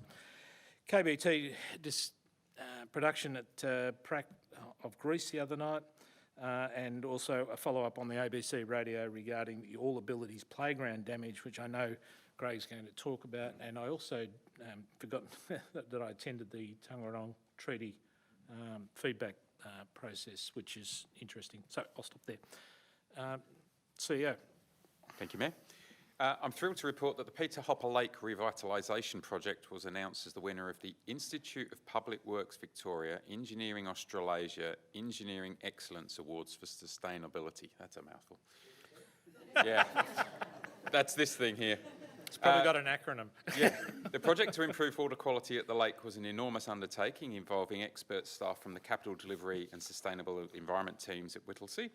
The multi-stage project involved the removal of more than 10,000 cubic metres of silt and other pollutants that had accumulated on the lake bed over many years. The lake was then drained, reshaped, and had a sediment pond, gross pollutant trap and rain garden installed to improve the quality of the water flowing into the lake. Council contributed $3 million towards the project, which was supported by a further $2 million from the Australian Government's Urban Rivers and Catchment Program. So a huge congratulations to everyone involved in the project, which ensures that the community can once again enjoy the lake to its full potential, and this is in honour of Peter Hopper himself. Disappointingly, as the Mayor said, last week vandals trashed public toilets at the much-loved All Abilities Play space in Mill Park, leaving families and people with disabilities without vital facilities, while council in our community is left to pick up the bill. The extensive damage, totalling more than $50,000, has impacted all the public toilets at the park, including the Changing Places facility, which is utilised by people with higher support needs. Due to the extent of the damage caused, council has no choice but to close the toilet facilities while urgent repair work is undertaken, and we're urging that anyone with information on the damage to contact Victoria Police. The City of Whittlesea has secured $1.24 million in federal funding through the Black Spot program to improve safety on Findon Road in Epping. Works will include a new roundabout at the intersection of Findon Road and North Haven Drive, upgrades to the Healy Drive intersection and reducing the speed limit from 70 to 60 between Epping Road and Glendale Avenue. These road safety improvements are planned for delivery across the 26-27 and 27-28 financial years, with further updates to be provided as the project details and timing are confirmed. Council is also upgrading several existing parks to ensure they continue meeting the needs of local users. Northumberland Drive Park in Epping will receive new play equipment, seating, drinking fountain, accessible pathway and additional trees and landscaping. Stagecoach Park in South Morang will receive new play equipment, a new picnic table and seating, nature play features, accessible pathways and plants and trees. And Poppy Park, also in South Morang, will also receive new play equipment, basketball facilities, picnic table and seating, nature play features, concrete path and new plants and trees. And construction on all three of those projects will take place between May and June this year. We're also pleased to confirm that we will be partnering with the Victorian School Building Authority to deliver a new kindergarten in Donnybrook to help meet the growing demands for kinder services. The two-room modular kindergarten will be built on land in English Street and have capacity for 66 places, 2 maternal and child health suites, an outdoor play space and on-site parking. The Victorian Government's contributing $3.2 million towards the facility, with Council funding the second maternal and child health suite and improved environmental sustainability measures. And we're looking forward to welcoming families there in 2027. And finally, I'd like to thank the team that works tirelessly behind the scenes to make the council meetings and briefings work for all of us. They play a low-key role, but they're called upon to work late into the evening and make sure council papers are well prepared, made available to our community and support the function of the meetings themselves. Specifically, I'd like to thank Justine and her team, including Daniela and Catherine, as well as Ellie, Ash and Danny for all their hard work. And I'd also like to thank our civic support officers, Joe, Brett and Dan, for their valuable contribution and support as well. Thank you, Mayor. Thank you, Craig, and I note that all of these verbal reports will be documented in the minutes. Next item is the table reports. So the Audit and Risk Committee's biannual report is tabled for information. And 10 is the confidential business. Councillors, I require a motion to close the meeting to the public under section 66(2)(a), the Local Government Act 22, sorry, Councillor Stowe? Supporting motion. Oh. Okay, for the consideration of a confidential item. Councillor Stowe, you're moving Moving the motion as put. to close the meeting. to close the meeting for the purpose of considering details relating to the confidential matters in accordance with section 66(2)(a) of the Local Government Act. That's right, that's what I said. Item 10.1, CEO employment matters. So that's every clear. I'll seconder, sorry, Councillor Taylor. All those in favour, please raise your hands. It's carried unanimous. We will have a 5-minute break back at 9:06 so that we can actually make sure this meeting closes. Sorry? And we'll just ask you to wait for the recording to stop.